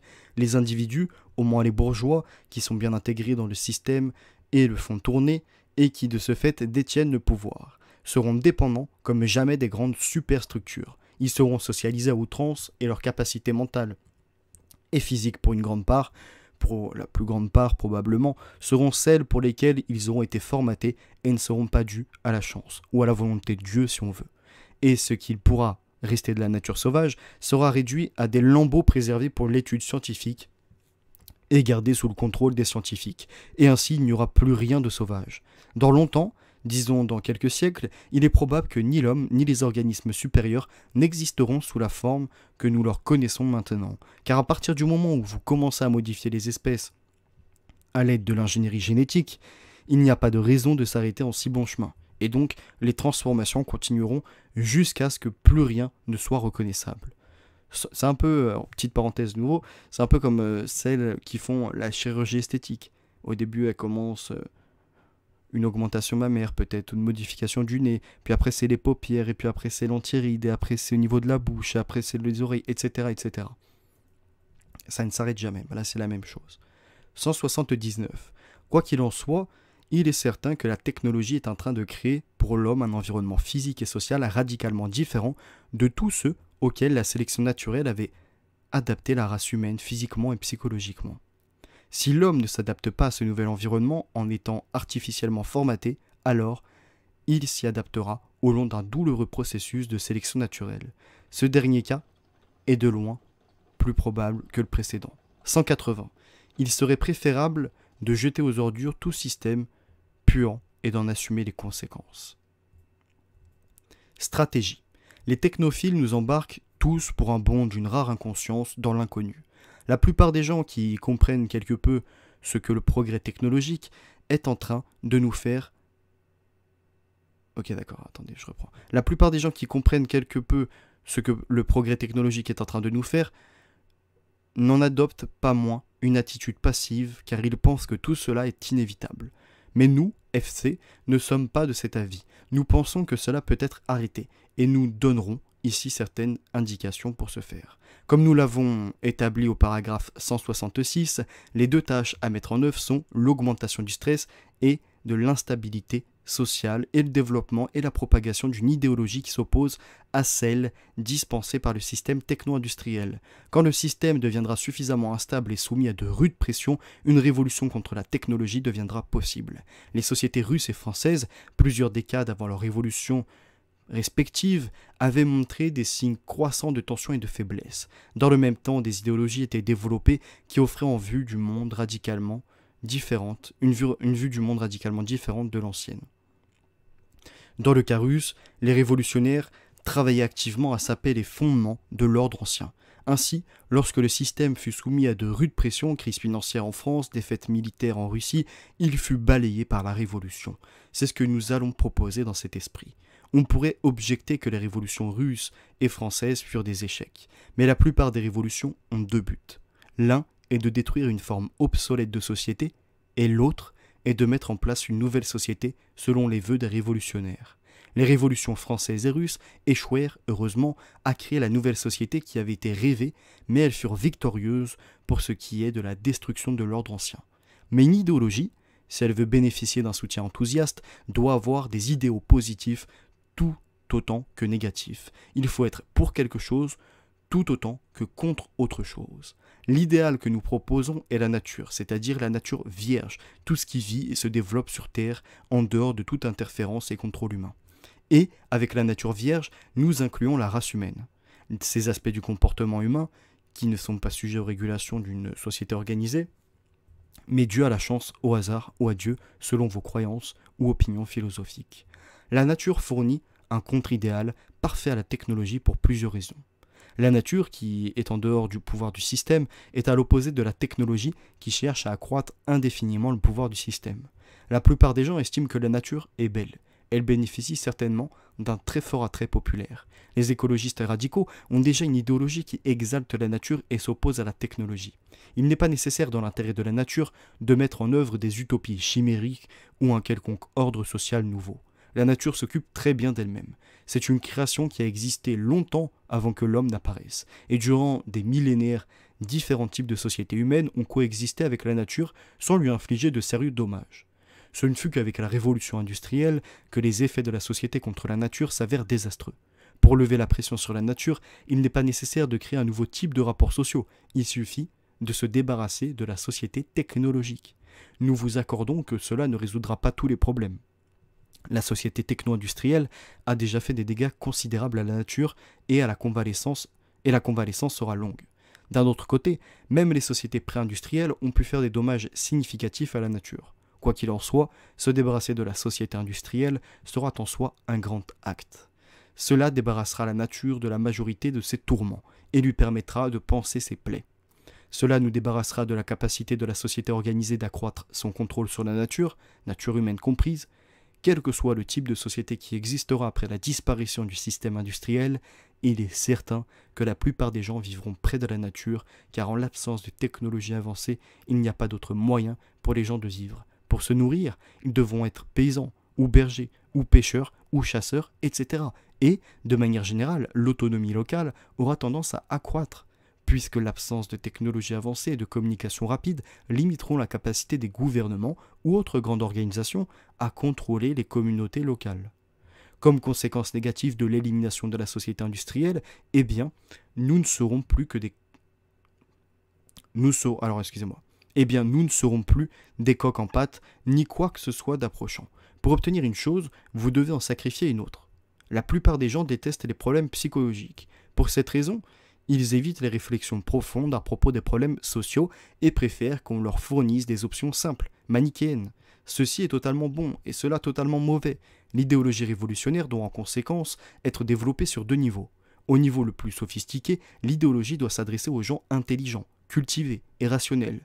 L'objectif doit être de créer un noyau de personnes qui seront opposées au système industriel de façon sensée, réfléchie, capables d'apprécier tous les tenants et aboutissants et d'assumer le prix à payer pour se débarrasser du système.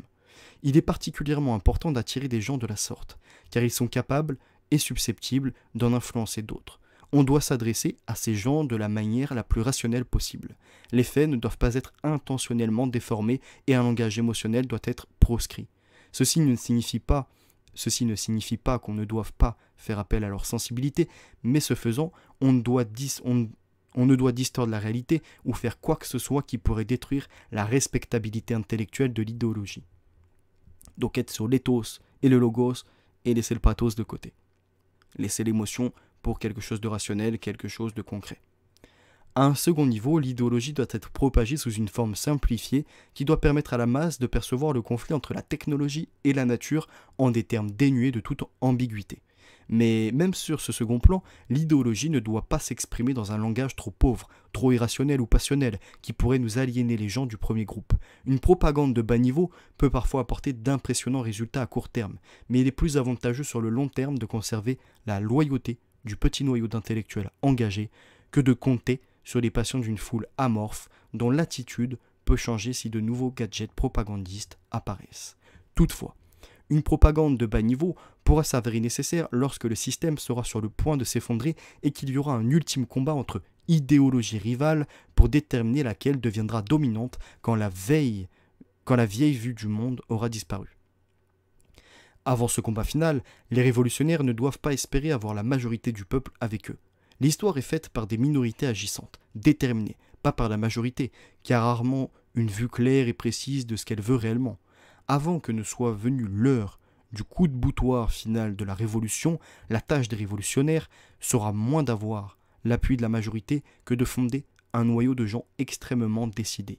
N'importe quel type de conflit social aide à déstabiliser le système, mais on doit être prudent sur le genre de type de conflit que l'on encourage. Le conflit doit se dessiner entre la masse du peuple et l'élite détentrice du pouvoir dans la société industrielle, politiciens, scientifiques, hommes d'affaires de haut niveau, etc. Il ne doit pas se dessiner entre les révolutionnaires et le peuple. Par exemple, ce serait de la mauvaise stratégie que de condamner les Américains sur leur habitude de consommation. Au lieu de cela, l'Américain moyen peut être représenté comme une victime des industries du marketing et de la publicité, qui le leurrent en lui faisant acheter un tas de cochonneries qu'il ne désire pas et qui sont une piètre consolation à sa perte de liberté. Chaque approche est cohérente avec les faits. C'est simplement une question d'optique selon que vous condamnez les industries du marketing et de la publicité ou que vous condamnez le public pour se laisser ainsi manipuler. Il est de bonne stratégie de généralement éviter de condamner le public. C'est très intéressant ce qu'il dit. Franchement, alors je mets une parenthèse, mais parce que c'est très intéressant. Je l'avais jamais lu jusqu'au bout, ce manifeste. J'avais lu une grosse partie, mais pas jusqu'au bout. Donc là, c'est pour moi de la découverte, hein, cette partie-là. Et je trouve ça très intéressant, cette idée d'être déjà non pas dans l'émotion, d'être sur quelque chose de concret, de présenter ça avec honnêteté, être loyal envers son combat contre ces technologies, mais pas seulement contre ces technologies, contre ce programme mondial, ce nouvel ordre mondial. Et là où c'est le plus intéressant encore, c'est qu'il faut arrêter du coup cette accusation auprès de gens lambda. Et ça aujourd'hui c'est tout l'inverse qui est fait. Tout l'inverse. C'est-à-dire que la personne qui est vaccinée, qui va faire sa propagande, est montrée du doigt. Mais cette personne-là, en la montrant du doigt, en fait, on en montre des milliers et des millions d'ailleurs peut-être. Au lieu de montrer et de se focaliser sur cartel pharmaceutique, gouvernement, les médias, et également la récupération des données, etc. Tout ce qu'il y avait après des big data, big brother par rapport aux données médicales, par rapport à ce pass, etc.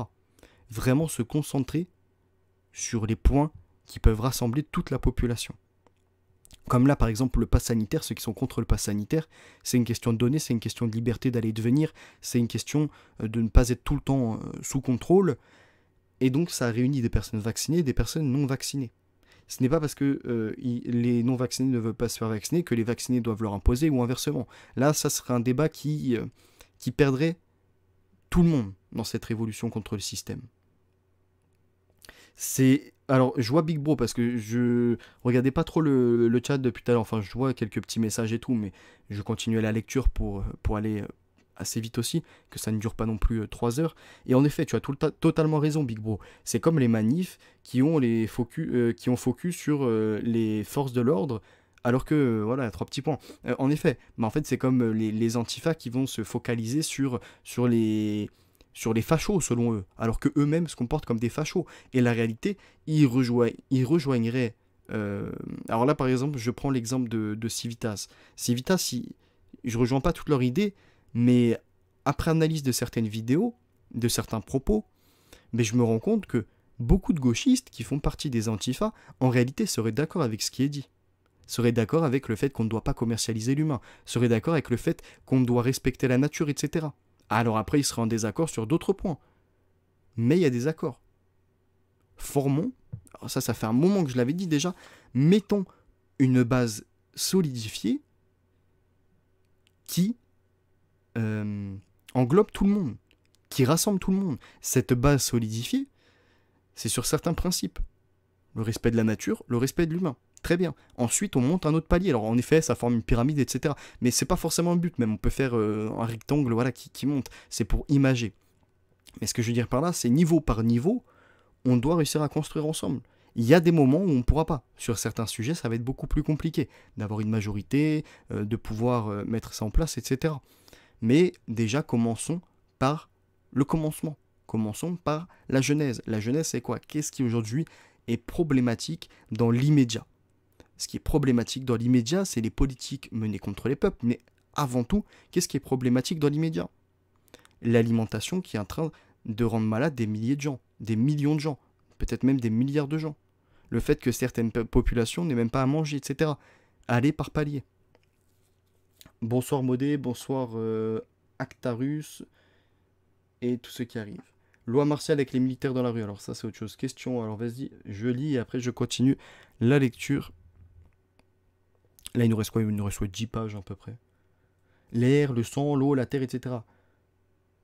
Quand t'as le temps, Féno, d'accord, bah... Je termine la lecture, tu me poses la question, comme ça on fait ça à la fin. Là j'ai 10 pages à lire à peu près, donc ça va être rapide.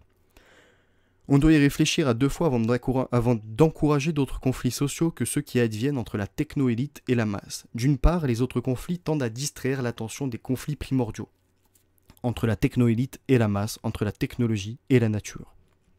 D'autre part, les autres conflits peuvent actuellement tendre à encourager le recours à la technologie, car chacune des parties dans le conflit veut utiliser ce que peut offrir la technologie de façon à prendre l'ascendant sur son adversaire.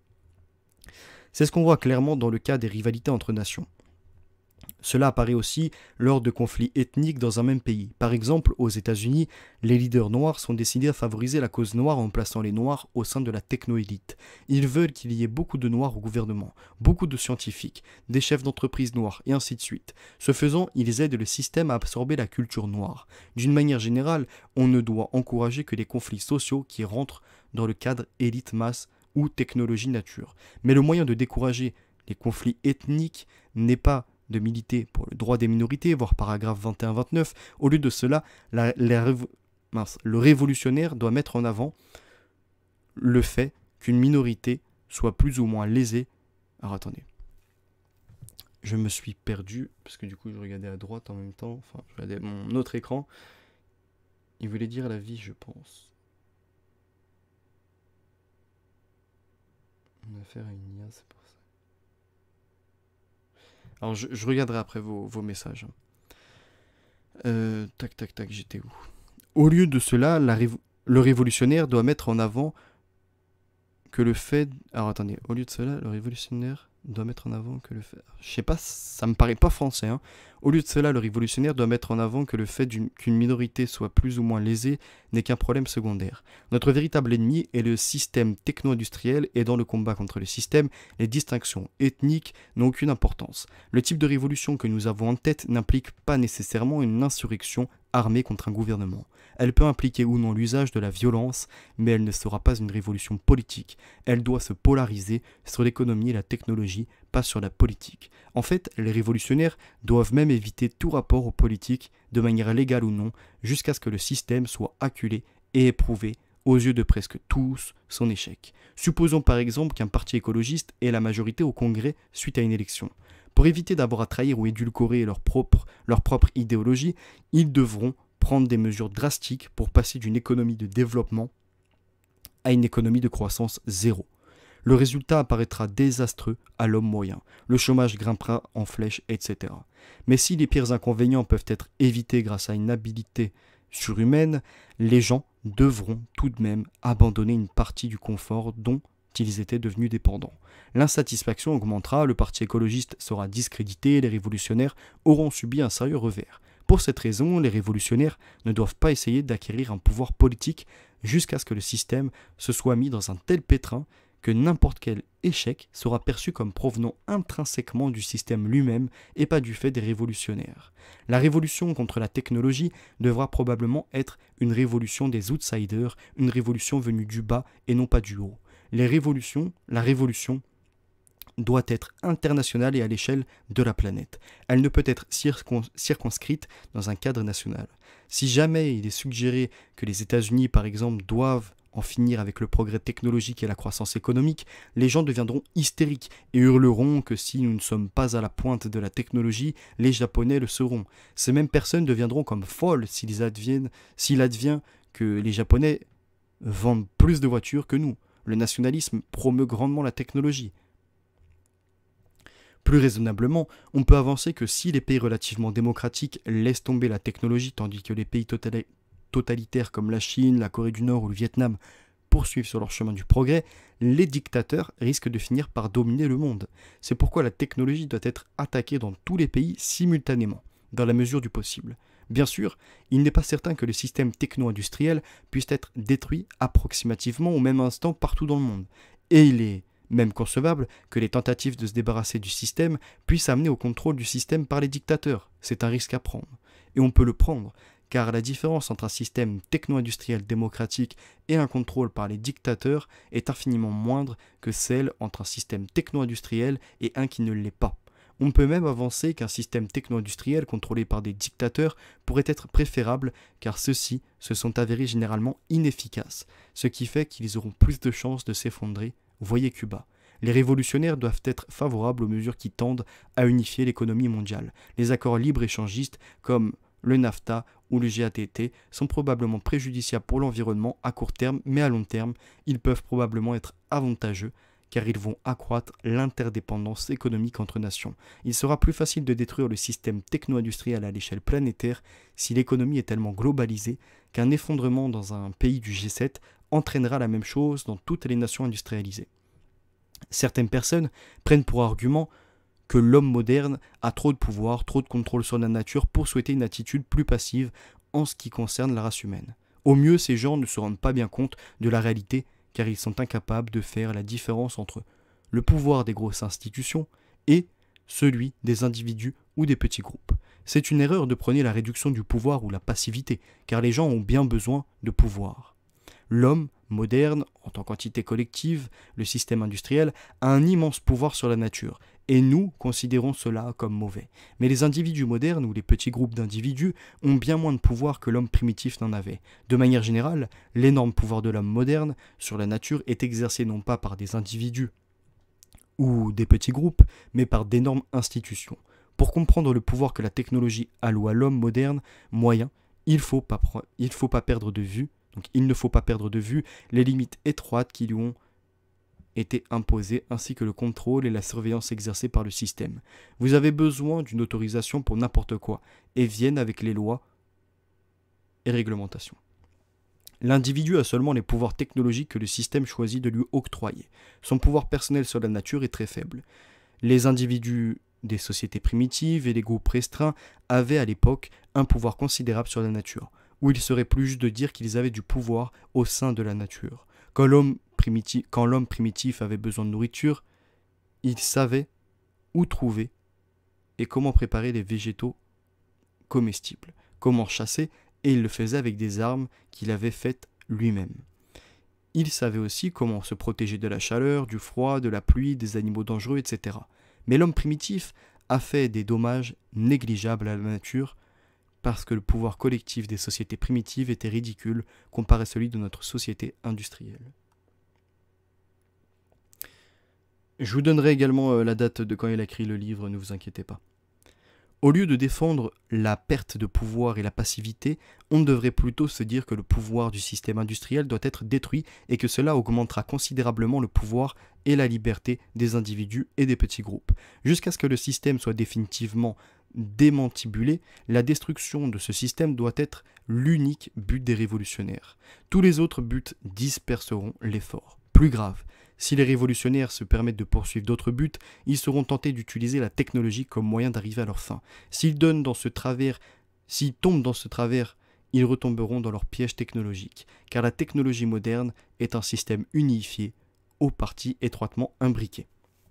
Ce qui fait que vouloir n'en utiliser qu'une partie obligera à l'utiliser dans sa quasi-totalité, ce qui au bout du compte la laissera presque intacte.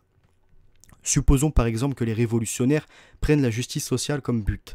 La nature étant ce qu'elle est, la justice sociale ne viendra pas de manière spontanée, il faudra lui donner un coup de pouce. Pour ce faire, les révolutionnaires devront centraliser et contrôler. Pour cela, ils auront besoin de moyens de communication et de déplacement longue distance rapides, et de ce fait, de tout ce qu'apporte la technologie dans ces domaines. Pour nourrir et vêtir les pauvres, ils feront appel aux technologies industrielles et agricoles, et ainsi de suite. Ainsi, la volonté d'assurer la justice sociale maintiendra des pans entiers du système techno-industriel. Ce n'est pas que nous ayons quelque chose contre la justice sociale, mais il ne doit pas être permis d'interférer dans l'effort de destruction du système. Il serait sans espoir pour les révolutionnaires d'essayer de s'attaquer au système sans utiliser quelques moyens qu'offre la technologie moderne.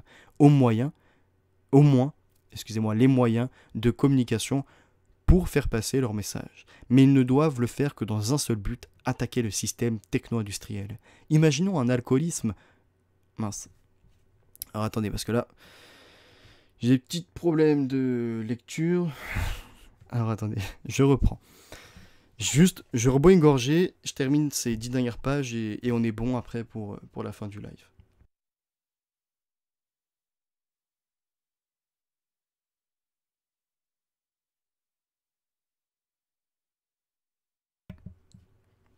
Je reprends donc. Imaginons un alcoolique assis devant un tonneau de vin. Supposons qu'il se dise « le vin n'est pas mauvais s'il est consommé avec modération ». On dit même que de petites quantités de vin sont bonnes pour la santé. Ça ne me fera pas de mal d'en boire un petit coup. Bien sûr, vous savez ce qui arrive. N'oubliez jamais que vis-à-vis de la technologie, la race humaine est comme un alcoolique devant un tonneau de vin. Les révolutionnaires doivent avoir autant d'enfants qu'ils peuvent. C'est une évidence scientifique que les attitudes sociales sont en grande partie héritées. Personne ne soutient qu'une attitude sociale est une conséquence directe de la carte génétique d'un individu, mais il apparaît que c'est globalement le cas dans notre société. Des objections contre ces assertions ont déjà été émises, mais elles sont discutables et semblent idéologiquement motivées. Dans tous les cas, personne ne peut nier qu'un enfant aura à peu près les mêmes attitudes sociales que ses parents. De notre point de vue, que ces attitudes soient le résultat de l'hérédité ou du milieu, cela ne nous importe guère. Le fait est qu'elles soient transmises. L'ennui, c'est que la plupart des gens qui ont tendance à se rebeller contre le système techno-industriel sont aussi préoccupés par les problèmes démographiques, ce qui fait qu'ils préfèrent avoir pas ou peu d'enfants. Ce faisant, ils laissent le monde entre les mains de ceux qui soutiennent ou au moins acceptent le système techno-industriel. Pour assurer la force de la prochaine génération de révolutionnaires, leurs contemporains doivent avoir une importante descendance. En le faisant, ils n'augmenteront que légèrement les problèmes de démographie. Ce qu'il y a de plus important, c'est de mettre à bas le système. Et comme vu au paragraphe 167, une fois cela fait, la population mondiale, alors attendez, mince, je vais reprendre à partir de là. Du point de vue de la stratégie révolutionnaire, le seul point sur lequel nous devons absolument insister, c'est le fait que l'unique but doit être l'élimination de la technologie moderne et qu'aucun autre ne doit interférer avec celui-ci. Pour le reste, les révolutionnaires doivent rester pragmatiques. Si l'expérience montre que certains conseils indiqués plus haut ne donnent pas de bons résultats, il ne faut pas hésiter à s'en débarrasser. Deux types de technologies.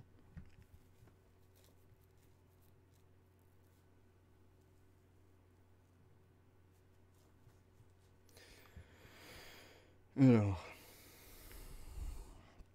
je fais un dernier rappel pour ces dernières pages-là. N'hésitez pas, un like, un partage. On est peu nombreux sur ces lectures, c'est dommage, parce qu'elles sont relativement intéressantes. Deux types de technologies. Un argument souvent avancé contre la révolution que nous proposons est qu'elle est vouée à l'échec, car prétend-on, du fait que la technologie a toujours progressé au cours de l'histoire, il est impossible qu'elle régresse. Mais cette affirmation est fausse. Nous distinguerons deux types de technologies que nous appellerons technologies de base à petite échelle et technologies systémiques dépendantes de grosses infrastructures. La technologie de base est celle qui est utilisée par de petites communautés sans assistance extérieure. La technologie systémique est celle de grosses organisations sociales. Nous sommes d'accord que dans le cas de la technologie de base, aucun exemple de régression significatif n'a eu lieu, mais la technologie systématique régresse quand l'organisation sociale dont elle dépend s'effondre. Par exemple, quand l'Empire romain se désintégra, la technologie de base romaine perdura car n'importe quel artisan à droit de village pouvait, par exemple, construire une route à aube ou un forgeron faire de l'acier suivant les méthodes romaines et ainsi de suite. Mais la technologie romaine systémique, elle, régressa. Leurs aqueducs finirent par être hors d'usage et ne furent jamais réparés. Leurs techniques de construction furent perdues. Leur système sanitaire urbain fut oublié, ce qui fait que celui des villes européennes n'atteint que récemment le niveau de celui de la Rome antique. La raison pour laquelle la technologie a toujours semblé progresser est que, jusqu'à un siècle ou deux avant la révolution industrielle, la majeure partie de la technologie était de la technologie de base. Mais depuis, nous sommes entrés dans l'ère de la technologie systémique.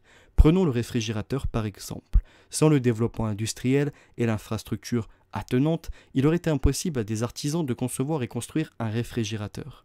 Si par quelque miracle ils eussent pu en construire un, il aurait été impossible de le faire fonctionner sans une source fiable d'électricité. Ainsi, un barrage aurait été nécessaire avec une turbine. Mais cette dernière nécessite une quantité considérable de fils de cuivre. Essayez d'imaginer de produire tout ce câblage hors d'un environnement industriel. Et où aurait-il trouvé le gaz nécessaire à la réfrigération?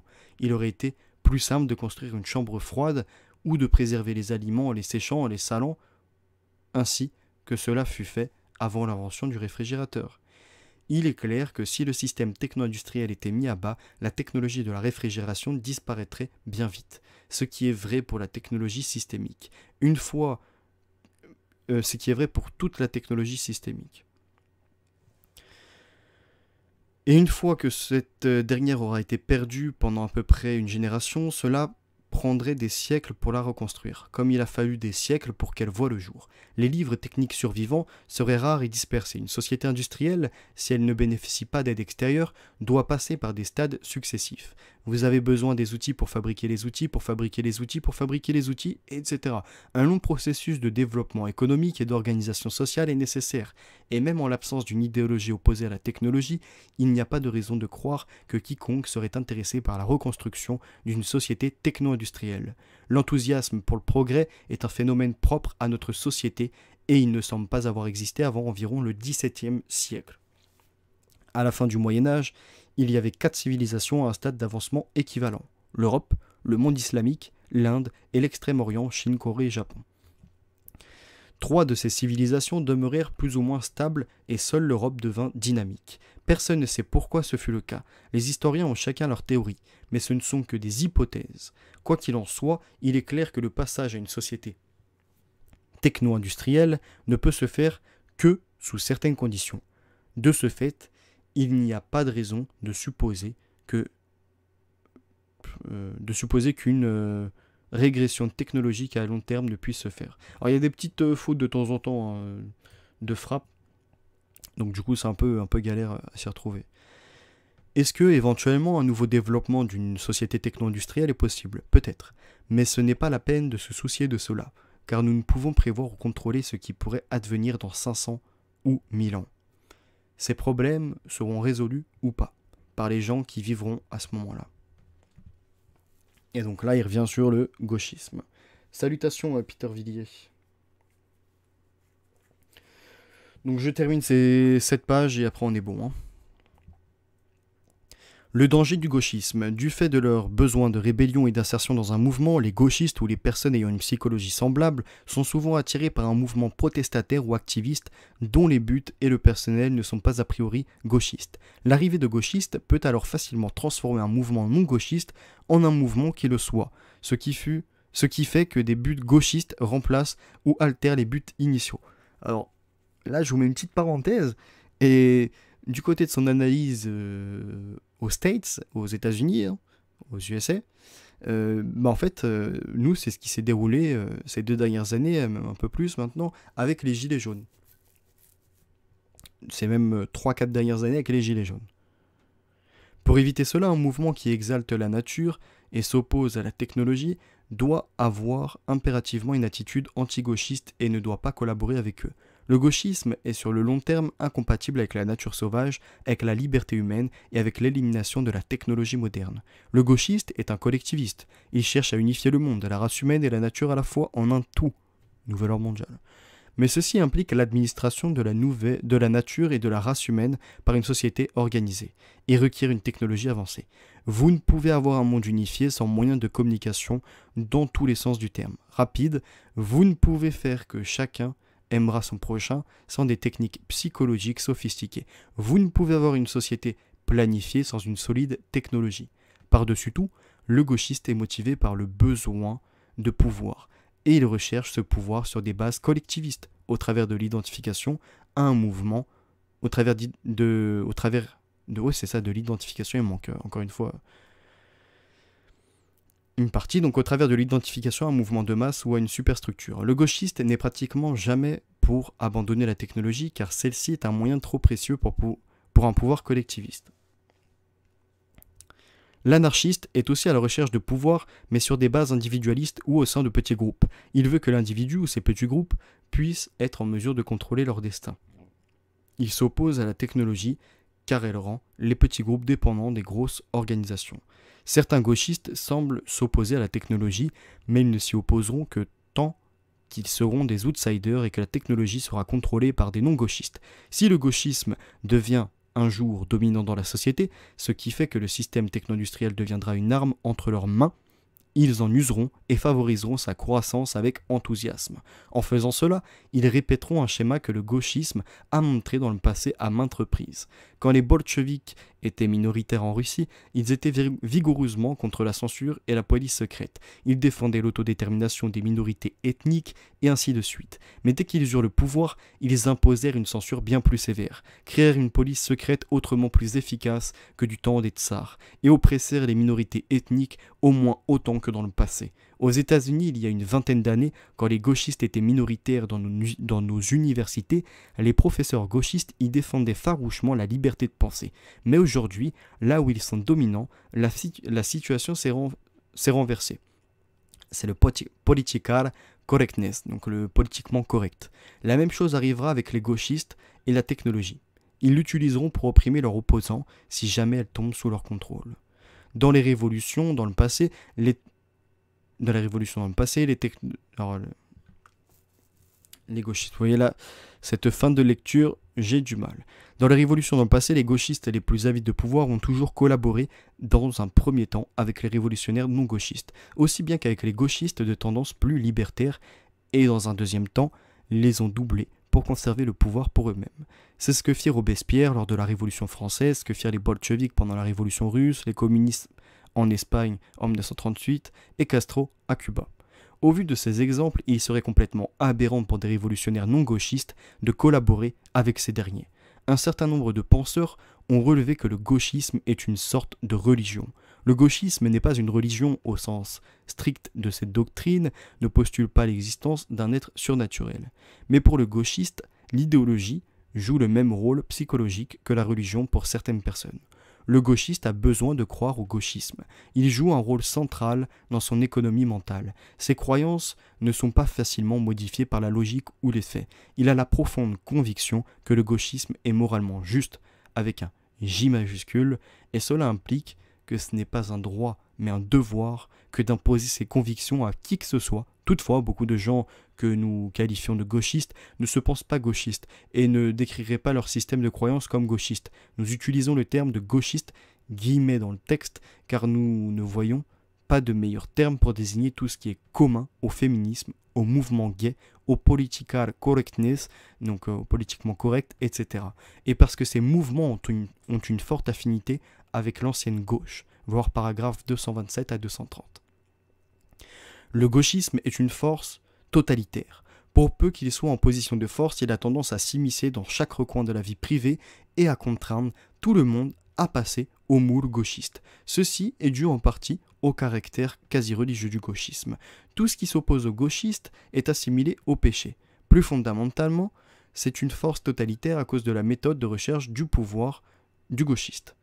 Ce dernier cherche à satisfaire son besoin de pouvoir en s'identifiant avec un mouvement de masse et tente de satisfaire son processus de pouvoir en collaborant pour que ce mouvement atteigne ses buts, voir paragraphe 83.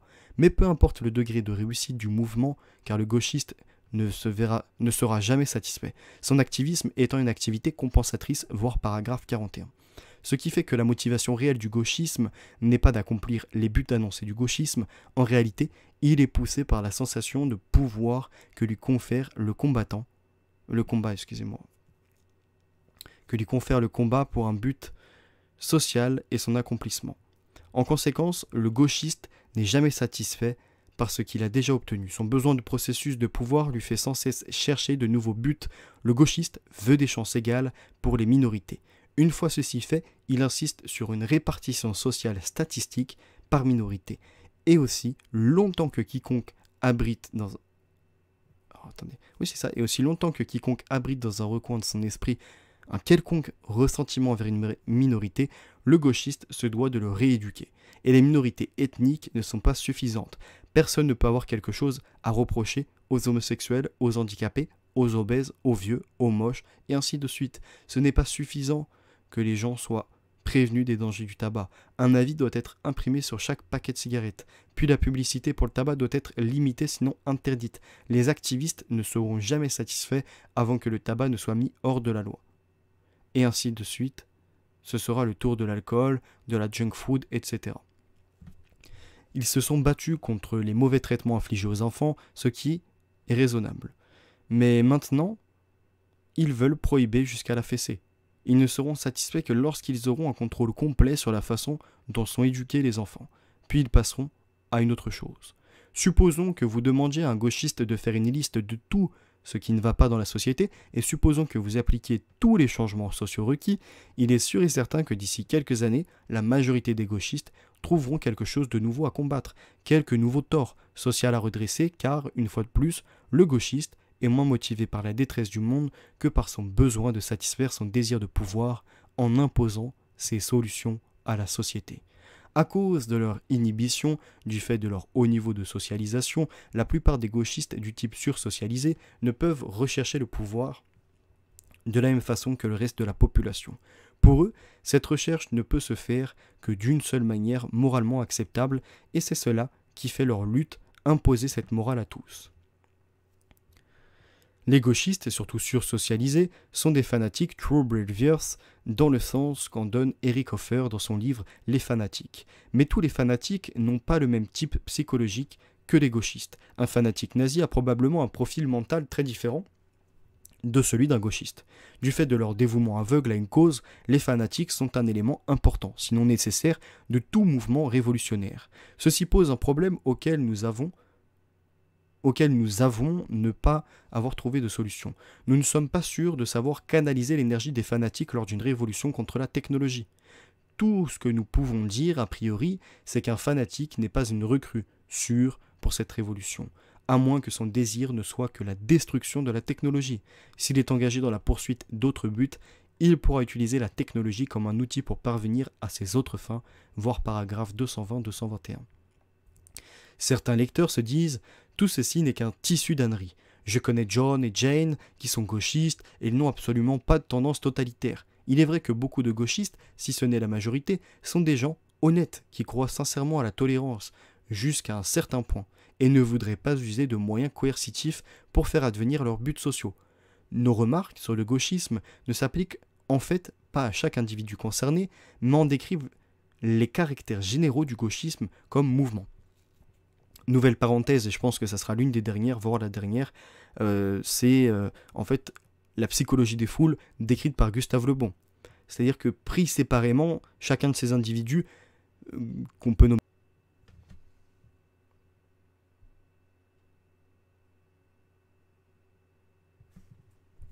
Ça y est, ça reprend. Alors attendez, donc du coup, les gens qui atteignent des positions de pouvoir dans les mouvements gauchistes sont les plus avides de pouvoir, ce qui est normal, puisqu'il s'agit de satisfaire leur appétit de pouvoir.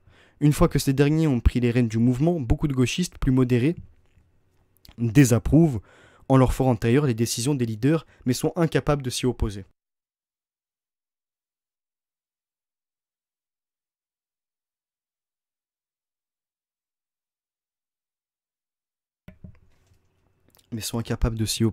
Alors attendez que je reprenne. Ils ont besoin de leur foi dans le mouvement et ainsi ne peuvent retirer aux leaders la foi qui leur ont confiée. Il est vrai que quelques gauchistes ont le courage de s'opposer aux tendances totalitaires qui émergent, mais ils perdent généralement, car leurs adversaires sont plus organisés, plus impitoyables et machiavéliques et ont pris soin de se constituer de solides fondations. Ces phénomènes sont apparus clairement en URSS et dans les autres pays conquis par les gauchistes. De la même façon, avant l'effondrement du communisme en URSS, peu de gauchistes ont critiqué ce pays à l'ouest. Le cas échéant, ils admettaient que tout n'allait pas pour le mieux en URSS, mais trouvaient des excuses aux communistes et finissaient par parler des tares de l'Occident. Ils ont toujours excusé les agressions communistes par les actions militaires occidentales. Les gauchistes du monde entier ont protesté contre l'intervention américaine au Vietnam, mais personne n'a rien dit lors de l'invasion de l'Afghanistan. Ce n'est pas qu'ils approuvaient les actions soviétiques, mais du fait de leur foi gauchiste, ils ne pouvaient s'opposer formellement au communisme. Actuellement, dans nos universités où le political correctness est devenu dominant, il y a probablement beaucoup de gauchistes qui désapprouvent en leur fort intérieur la disparition de la liberté de penser. Mais ils ne se révoltent pas contre cet état de fait. Ainsi, le fait que la plupart des gauchistes pris individuellement sont modérés et plus tolérants n'empêche pas que le gauchisme en tant que mouvement soit de nature totalitaire. Notre discussion sur le gauchisme présente une sérieuse faiblesse. Ce que nous entendons par le mot gauchiste, entre guillemets dans le texte, est loin d'être clair. Il ne semble pas que nous puissions y faire grand-chose. Le gauchisme actuellement est fragmenté en une multitude de mouvements. De surcroît, tous les mouvements activistes ne sont pas gauchistes, et certains d'entre eux, par exemple les écologistes radicaux, semblent contenir un mélange de gauchistes et de non-gauchistes qui auraient mieux à faire que de collaborer avec des gauchistes. Certains types de gauchistes évoluent graduellement en non-gauchistes, et nous sommes parfois nous-mêmes incapables de dire si un certain individu est gauchiste ou non. jusqu'à une définition meilleure, nous retiendrons celle qui a été élaborée tout au long de ce document et nous ne pouvons que laisser le lecteur décider de ce qu'est un gauchiste. Et là, c'est très intéressant, encore une fois, alors, là je pense que vraiment c'est la dernière parenthèse. J'entends en ce moment ces slogans, le qui, etc. Qui, pourquoi, comment, hein, si on voudrait rentrer dans ces éléments. Mais pourquoi pas aller directement au qu'est-ce que, hein? Qu'est-ce que le nouvel ordre mondial, par exemple? Dans le qu'est-ce que, dans la question du qu'est-ce que le nouvel ordre mondial, ou qu'est-ce que l'intelligence artificielle, etc. Qu'est-ce que la technologie, qu'est-ce que le gauchisme, etc. Bah, vous rentrez dans le qui, dans le comment et dans le pourquoi. Dans les qui, dans le comment et dans le pourquoi de qui sont les acteurs par exemple, du mouvement gauchiste, ou qui sont les acteurs du développement technologique, ou qui sont les acteurs du nouvel ordre mondial. Donc là, vous l'avez à la genèse de votre recherche, le qui, vous avez le comment ils font ça, comment ils ont réussi à se structurer, comment ils ont réussi à mettre ça en place, comment leur programme a vu le jour et comment il a évolué. Et puis vous avez le pourquoi. Pourquoi ils ont fait ce programme, pourquoi ces personnes-là participent à ça, et pourquoi ils le font, dans quel objectif. Vous avez tout. Avec la question qu'est-ce que, vous avez le qui, le comment, le pourquoi, etc. Mais il sera utile de faire une liste de quelques critères pour diagnostiquer le gauchisme. Ces critères ne peuvent pas être appliqués tels quels. Certaines personnes peuvent présenter certains de ces symptômes sans être gauchistes et vice-versa. De nouveau, il faut que vous en passiez par votre jugement personnel. Le gauchiste est attiré par le collectivisme sur une large échelle. Il insiste sur le devoir qu'a l'individu de servir la société et le devoir qu'a la société de prendre soin de l'individu. Il se méfie de l'individualisme. Il prend souvent un ton moralisateur. Il a tendance à être pour le contrôle des armes, pour l'éducation sexuelle et pour toutes les autres méthodes d'épanouissement psychologique, pour la planification, pour le multiculturalisme, pour l'affirmative action. Il s'identifie aux victimes, il s'oppose à la compétition et à la violence, mais trouve souvent des excuses pour les gauchistes qui en usent. Il adore utiliser les phrases clichés de la gauche comme racisme, sexisme, homophobie, capitalisme, impérialisme, néocolonialisme, génocide, changement social, justice sociale, responsabilité sociale, etc. Peut-être ce qui peut le mieux caractériser le gauchiste est sa tendance à sympathiser avec les mouvements suivants: le féminisme, le mouvement gay, le droit des minorités, des handicapés, des animaux et la political correctness, le politiquement correct. Quiconque est en accord avec tous ces mouvements est presque à coup sûr un gauchiste. Les gauchistes les plus dangereux, ceux qui sont les plus avides de pouvoir, se caractérisent souvent par l'arrogance et une approche dogmatique de l'idéologie. Toutefois, les plus dangereux de tous sont certains sursocialisés qui évitent les manifestations d'agressivité et de montrer leur orientation, mais qui œuvrent tranquillement et sans bruit à promouvoir les valeurs collectivistes, des techniques d'épanouissement psychologique pour socialiser les enfants, accentuer la dépendance de l'individu vis-à-vis du système, et ainsi de suite. Ces crypto-gauchistes, ainsi que nous les nommerons, sont proches du bourgeois du point de vue de l'action pratique, mais en diffèrent beaucoup du point de vue psychologique et idéologique. Les bourgeois essayent de faire en sorte que les gens restent sous le contrôle du système pour préserver son train de vie ou simplement par pur conformisme. Le crypto-gauchiste essaye de faire de même parce que c'est un fanatique, true believer, d'une idéologie collectiviste. Le crypto-gauchiste se différencie du gauchiste sursocialisé, moyen par sa tendance à la rébellion plus faible et sa meilleure intégration sociale. Il se différencie du bourgeois moyen parce qu'en lui, il y a quelques failles profondes qui l'obligent à se dévouer corps et âme à une cause et s'immerger dans une collectivité. Et peut-être cette recherche de pouvoir très sublimée est-elle plus forte que celle du bourgeois moyen. Note finale. Tout au long de ce document, nous avons fait des affirmations imprécises et d'autres qui nécessiteraient de plus amples développements. D'autres, enfin, peuvent s'avérer carrément fausses. Le manque d'informations suffisantes et le souci de brièveté nous ont empêchés de remédier à cet état de fait. Et, évidemment, dans une discussion de cette sorte, il a été fait appel à des données intuitives qui peuvent être inexactes. En vertu de quoi, nous signalons que ce document décrit une approximation grossière plutôt que la vérité. De la même façon, nous sommes raisonnablement certains que le tableau que nous avons ébauché est globalement correct.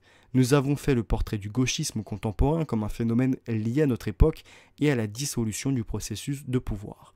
Mais peut-être nous sommes-nous trompés. Les gens sursocialisés qui essaient de satisfaire leurs besoins de pouvoir en imposant leur vue aux autres existent certainement depuis un certain temps.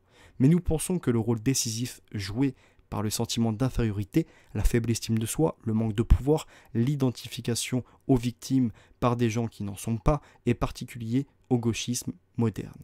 L'identification aux victimes peut être perçue dans la gauche du XIXe siècle et le christianisme primitif, mais autant que nous le sachions, les sentiments de dévalorisation, etc., n'étaient pas aussi flagrants dans ces mouvements ou dans n'importe quel mouvement qu'ils ne le sont dans le gauchisme moderne. Mais nous ne sommes pas en position d'affirmer que de tels mouvements n'ont pas existé dans le passé. C'est une importante question sur laquelle les historiens devraient se pencher. Fin de son manifeste. Bon, je suis désolé pour la fin de lecture où, avec la fatigue, il y a eu quelques petites erreurs de lecture, quelques accrochages. Normalement, dans sa globalité, l'épisode 1 et la seconde partie sont tout de même audibles, compréhensibles, et puis j'y ajoute quelques points d'analyse. Bonsoir à toi, Good Morning Dictature, mon nom est personne. Bonsoir à toi, les deux petits points en bas. Sparte aussi, bonsoir à toi. Donc là, moi, j'ai terminé la lecture. Je regarde juste pour vous informer. Alors, attendez. Hop.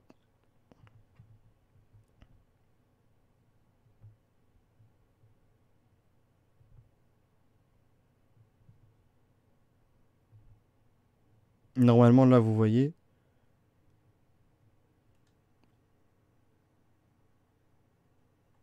Hop, ouais, c'est bon. On est sur ça. Je vais vous donner la date du manifeste de l'Unai Bomber. Plus précisément de Théodore Kaczynski. Il l'a publié en 1995. Donc maintenant, ça va faire de ça 26 ans. Bah, merci à vous en tout cas d'avoir été présent.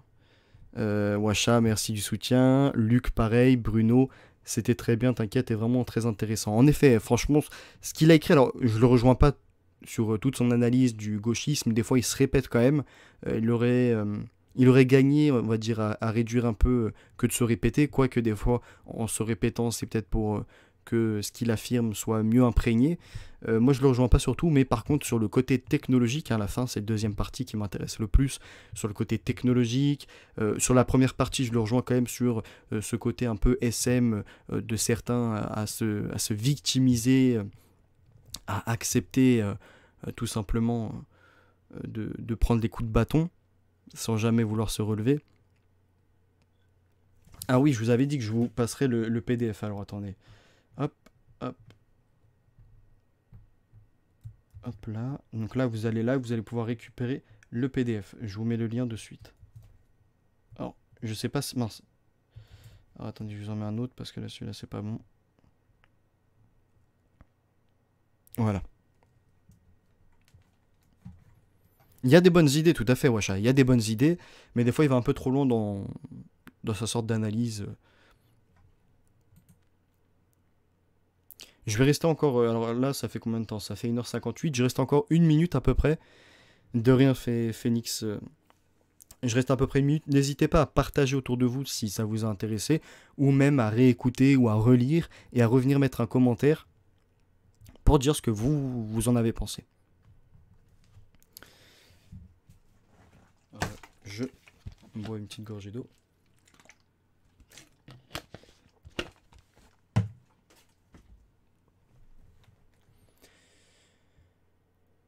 Il fait passer des messages, c'est ça, il fait passer des messages, il a quand même réussi à se faire publier parce qu'il me semble son manifeste, il l'avait envoyé à un grand magazine, journaliste auprès de journalistes, et il avait été publié.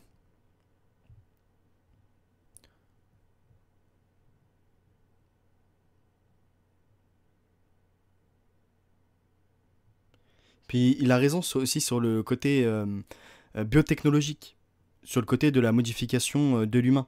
Vous voyez, il était déjà un peu connecté quand même en 1995 et même avant sur ces sujets-là. Et c'est des sujets qui vont bouleverser notre société. Lui, il écrivait ça en 1995. Bon, après, une autre personne qui n'a rien à voir avec des actes qui pourrait être répréhensible, qui est Jérémy Rifkin, nous écrivait Le siècle biotech en 1998, il me semble. Et pareil, dedans, il expliquait bien qu'on était à un tournant de l'humanité. Et il faut voir les travaux qui sont faits pour essayer de contrôler au mieux l'humain, pour essayer de le modifier dans son intégralité. Sur ce, je vous remercie d'avoir été présent. Il peut pas raconter des trucs hardcore. Je vous remercie d'avoir été présent, Washa, Vince Lord, les deux tirés du bas. Non, pas de freestyle de tirer du bas. Je suis désolé. On est le soir, en plus après toute cette lecture-là, je vais me reposer un peu. Et ben, j'espère que ça vous aura permis également de développer des réflexions. Sur ce, je vous souhaite une excellente soirée et à très bientôt. Et encore une fois, je me répète, mais n'hésitez pas à laisser un commentaire après. Allez, bye. C'était Phénotix Evolution.